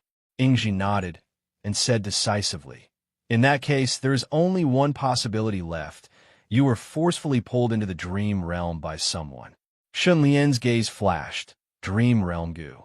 This type of goo was rather rare, and he did not know much about this type of goo, so he did not think in this direction. Hearing Ingji's analysis, he immediately felt that he had found the right idea. Ingji nodded and said solemnly, "This is the only possibility. Otherwise, you are a gold Ranku master. It is impossible for you to feel sleepy for no reason. It is clear that someone did something to you." Pulling someone directly into the dream realm, this was also possible. Shun Lian was speechless. The tiredness continued to surge. Wave after wave, he resisted it with great difficulty, and his forehead was sweating profusely as he gritted his teeth and said, "Quickly tell me the characteristics of this type of goo." Ingji said, "Dream realm goo are rather special. The owner cannot directly activate them. They need the help of others to activate them. That is to say, you cannot dream while maintaining absolute consciousness. Thus, to activate this type of goo, there needs to be 2 people present, one with the goo and the other in charge of the dream. Then, the owner will enter the other person's dream realm and achieve his goal in the other person's dream realm. You are the target, and the owner wants to contact you or deal with you. Then the dreamer must know you, or at least have seen you. Only then can you appear in that person's dream realm. In this way, if the conditions are met, you will be forcefully pulled into the dream realm, then the owner of the goo to do whatever he wants to you in the dream realm." Shun Lian's gaze was cold. "The person who did this is very likely to be Ingmuyu." Ingji said, "I think so too, because using the dream realm to kill people is accompanied by high risk. Although you have many enemies, such as Family Lin, Family Huang, Suilin of Goguryeo, and many other demon clans, the only one who dares to enter the dream realm to kill you is probably the skilled and daring Ingmuyu." Shun Lian gritted his teeth and said, "If I am tortured or killed in the dream realm, what will happen to me in reality?" Ingji pursed his lips and sighed. "Your state of mind will definitely be greatly affected, and as long as you enter the dream realm in the future, that terrifying process of injury will reappear again, and it will never stop." Shun Lian asked, "How can I break it?" Ingji said worriedly, "I have no way to stop you from entering the dream. As long as you can't hold on, you will definitely be pulled into the dream realm." Shun Lian's heart sank. Ingji hurriedly said, "But after entering the dream realm, you have 2 ways to get out. First, you can defeat the person who has the goo. If the other party is really Ingmuyu, your chances of winning are very slim, so this method will not work. Second, you can find the person in the dream and attack him, Maybe you just need to give him a light push, and he will wake up. Then you will be able to get out of the dream realm. Shun Lian understood. As long as I destroy the other party's dream realm, when he wakes up, I will also wake up. Exactly. Shun Lian thought for a while. In the dream realm, what abilities can I still retain, or what abilities can I obtain? Ingji said, you and Ingmuyu are both people in the dream realm. You only have your own abilities. As for the person in the dream realm belongs to him, so he can do whatever he wants in the dream realm. But as long as he does that, he will quickly wake up, and you will also be freed. Thus, the person in the dream will not move recklessly. After pausing for a moment, Ingji thought of an important piece of information and said, there is one thing that should be very beneficial to you. The dream realm is maintained by the person in the dream. The strength of his soul determines how much strength you and Ingmuyu can display in the dream realm. And among the people who have seen you and are willing to help Ingmuyu, there shouldn't be any legendary Gu masters. So Ingmuyu's strength will definitely be greatly suppressed. But you don't have to care about this. The more you destroy the dream realm, the sooner you'll be able to get out of the dream realm. Shun Lian said in realization, just like when a huge earthquake occurs in the dream, the person in the dream realm will be turned upside down, and he will also be scared awake, right? That's the theory. Ingji held her breath. She had already said everything she knew. And after this, Shun Lian would have to rely on himself to get through this tribulation. Shun Lian thought for a moment and said, even if I enter the dream realm, the me in the dream realm and the me in the real world are still connected. If the me in the real world suddenly has a huge increase in strength, the me in the dream realm will also have the same effect, right? Ingji thought for a moment and said, although I have never entered the dream realm, although the thing you said is unimaginable, it should still be within the range of possibility. Shun Lian let out a breath of turbid air and walked towards a mud swamp, saying as he walked, I will have to trouble you to protect me. I'm going to refine the mammoth skeleton now and continue to evolve the bone spirit goo. Now, Ingji was dazed, thinking you are about to enter the dream realm, and you're unable to be one with the bone spirit goo. How are you going to refine it? However, since Shun Lian said so, and in this situation, Ingji suppressed the doubts in her heart and did not ask anything. She only nodded and said, don't worry, I will protect you. Shun Lian fiercely bit the tip of his tongue. The sharp pain made him sober up, and then he took out the bone spirit goo, releasing the raging bone spirit dark fire, and directly threw it into the mud swamp. The bone spirit dark fire sank into the swamp, like rainwater seeping out of the ground. Whoosh, whoosh, whoosh, the mammoth skeletons were ignited one by one, and in the dark mud swamp, Shun Lian saw thousands of huge skeletons through the bone spirit dark fire. Skeletons that were as huge as a mountain. For countless years, the mammoth race had been in a deep sleep in the elephant mound, and the skeletons accumulated here. Just the surface layer alone numbered 5,000 to 6,000. Life Trickster Goo, I will leave the rest to you. Help the bone spirit goo evolve at the fastest speed. Shun Lian's mind communicated with the life Trickster Goo, and then he finally could not hold on and fell asleep, but his body was still standing upright. Ingji's expression slightly changed. Looking at the boundless mud swamp, he could only feel countless terrifying auras awakening, and the roars from the ancient times shook the heaven and earth. Chapter 213. Shun Lian's vision blurred. The clamor around him rushed into his ears like a tide. He felt a little dizzy. This place is... Shun Lian quickly looked around. The inn in front of him was somewhat familiar. He suddenly recognized it. It was the entrance to the Goo Garden. He had been here before, not just once. This is where the person in the dream saw me. Shun Lian immediately thought of suspicious people inside the inn, inside the Goo Garden. The passers-by, there were too many, the scope was too big. These thoughts happened in a split second. At the same time, Shun Lian instantly entered battle mode, trying to activate the goo in his body. Martial Ancestor Goo, Wind Rises Goo, Snake Jade Goo, Teleportation Goo, Wedding Dress Goo, they all responded. All the goo can be used normally, they are not suppressed. This result made Shun Lian's heart sink. This meant that the dreamer's soul was not weak. The stability of the dream realm was enough to withstand his full might. Thinking about it, if his might was strong enough, he could wake up the dreamer with just a thought and free himself from the dream realm. And this also meant that his opponent, Ing Muyu, would be able to display an even more terrifying strength. Almost at the next moment, Shun Lian's pupils shrunk. A short and thin old man walked towards him with a smile. Ing Muyu. Shun Lian had never seen this old man before. He only understood the vague image of Ing Muyu from Ing Ji and Hong Yang. But at this moment, every cell in Shun Lian's body was ignited, crazily calling for something. Shun Lian, we finally meet. The old man stood with his hands behind his back. His smile was amiable. He looked harmless at first glance, leisurely making small talk. Old man Ing Muyu, you should have heard of me. Shun Lian said sarcastically. Are you the Ing Muyu who likes to kill gold-ranked players as a legend? Ing Muyu was stunned for a moment. Then, she put on an aggrieved expression and sighed. You've wronged me. You have to know that it's easy for a gold warrior to kill a legendary warrior, but it's difficult for a legendary warrior to kill a gold warrior. It's not that the old man likes to bully the weak. On the contrary, the old man likes challenges. Nonsense. Shun Lian remained calm and unruffled. He narrowed his eyes slightly and sneered. If you're not in a hurry to kill me, I'd like to hear your opinion. Ing Muyu waved his hand and chuckled. If you think that you can stall for time and find a way to survive, this old man will chat with you more. He shifted his gaze, looking at the distant sky.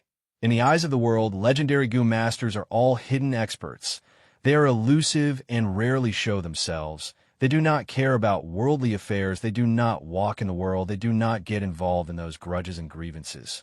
There is no doubt that legendary Gu Masters are stronger than gold warriors and have a longer lifespan. However, it is harder for a legendary Gu Master to kill a gold warrior. This is not a myth, it is a fact. Because once a Gu Master advances to legendary Gu Master, their lifespan will be greatly extended, but they will also touch upon a certain taboo. The killing tribulation will be hanging above their heads, and they will not live as they wish. It is far from being as carefree as a gold warrior Gu Master. Gold warrior Gu Masters can use their strength as they wish, and can even exceed their limits under certain conditions. They can challenge higher ranks, break through in battle, and so on. These are all things that the old man feels incomparably refreshed. The old man had killed legendary Gu Masters many times as a gold warrior, walking on the edge of death, but the feeling was endless. But once a Gu Master reaches legendary Gu Master level, it is like a fish turning into a turtle. Although we can climb out of the water, we find that it is not safe on the shore. There are even more terrifying existences. We can only be a turtle hiding in its shell. We have to be careful everywhere, trembling with fear. We cannot use strength that surpasses gold rank 10. Otherwise, the killing tribulation will descend, and we will die. It is a horrible sight to behold. Do you understand now? Gold warrior Gu Masters are like fish in water, while legendary Gu Masters are like turtles hiding in their shells. Their lives are not easy. Thus, most of the legendary Gu Masters have no choice but to live in seclusion deep in the mountains and forests, not caring about worldly affairs and not entangling themselves with karma. Otherwise, do you think those legendary old monsters are all good people who are indifferent and have seen through worldly affairs? You are gravely mistaken. What is the difference between a Gu Master and a mortal? Mortals cannot get what they want, while Gu Masters can get what they want. Thus, the stronger a Gu Master is, the more desires he has in his heart, to the point that it is difficult to satisfy them. Legendary Gu Masters can live longer. Their desires are beyond imagination. But because they are afraid of the calamity of death, they do not even dare to provoke those tyrannical gold warrior Gu Masters. Do you understand? Hearing this, Shun Lian pondered for a while. Similar words have been said to him by the left and right protectors, saying that all legendary Gu Masters are turtles hiding in their shells. He could not help but ask, the so-called calamity of death, what is it? Ing Muyu shrugged. No one can say it clearly. Those who can say it clearly are all secretive.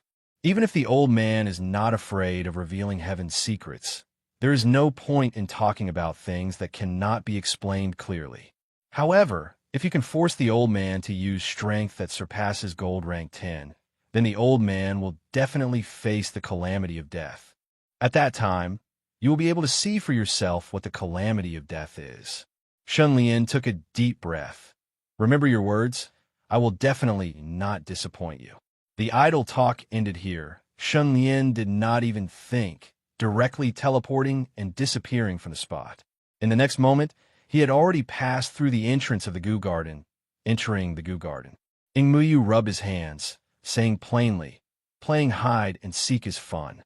Unfortunately, your teleportation distance is limited, while the old man's divine sense can cover the entire Goo Garden. Muttering to himself, Ing Muyu's figure flashed, entering the Goo Garden. The next moment, Ing Muyu's expression changed as he saw Shun Lian charging towards the dome of the Goo Garden. The Goo Garden was located in a natural underground cave. The space was extremely wide, and near the dome, there was a sun. That was a huge fireball with a diameter of over 30 meters, continuously emitting light and heat, making the Goo Garden feel like it was spring all year round, warm and pleasant. In the center of the fireball, there was a black shadow hibernating. It was shaped like a crow, with 3 legs, and its entire body seemed to be made of black gold, shining with golden light. According to legends, this fireball was also a goo called the Golden Crow Goo, and like the Dragon Heart Goo, it was in an endless state of hibernation. Shun Lian's body shook. Light surged on his right arm, gathering in his palm, instantly forming a silver moon and breaking free. Moonwheel slash. Shun Lian shouted, slashing the sun. Ever since he formed an alliance with Wan Yin, he had been extremely wary of the temperamental Wan Yin, thinking about how he could get rid of Wan Yin's advantage if they became enemies in the future. His first goal was to destroy the Goo Garden. To Shun Lian's advantage, the Goo Garden was underground. As long as he could release enough force to attack, he could bury the entire Goo Garden. Attacking the Golden Crow Goo was a crazy idea, but Shun Lian saw it as a stroke of genius. With a loud bang, the fireball was fiercely attacked, immediately releasing terrifying heat like a solar flare. The scene was like endless lava pouring down from the sky.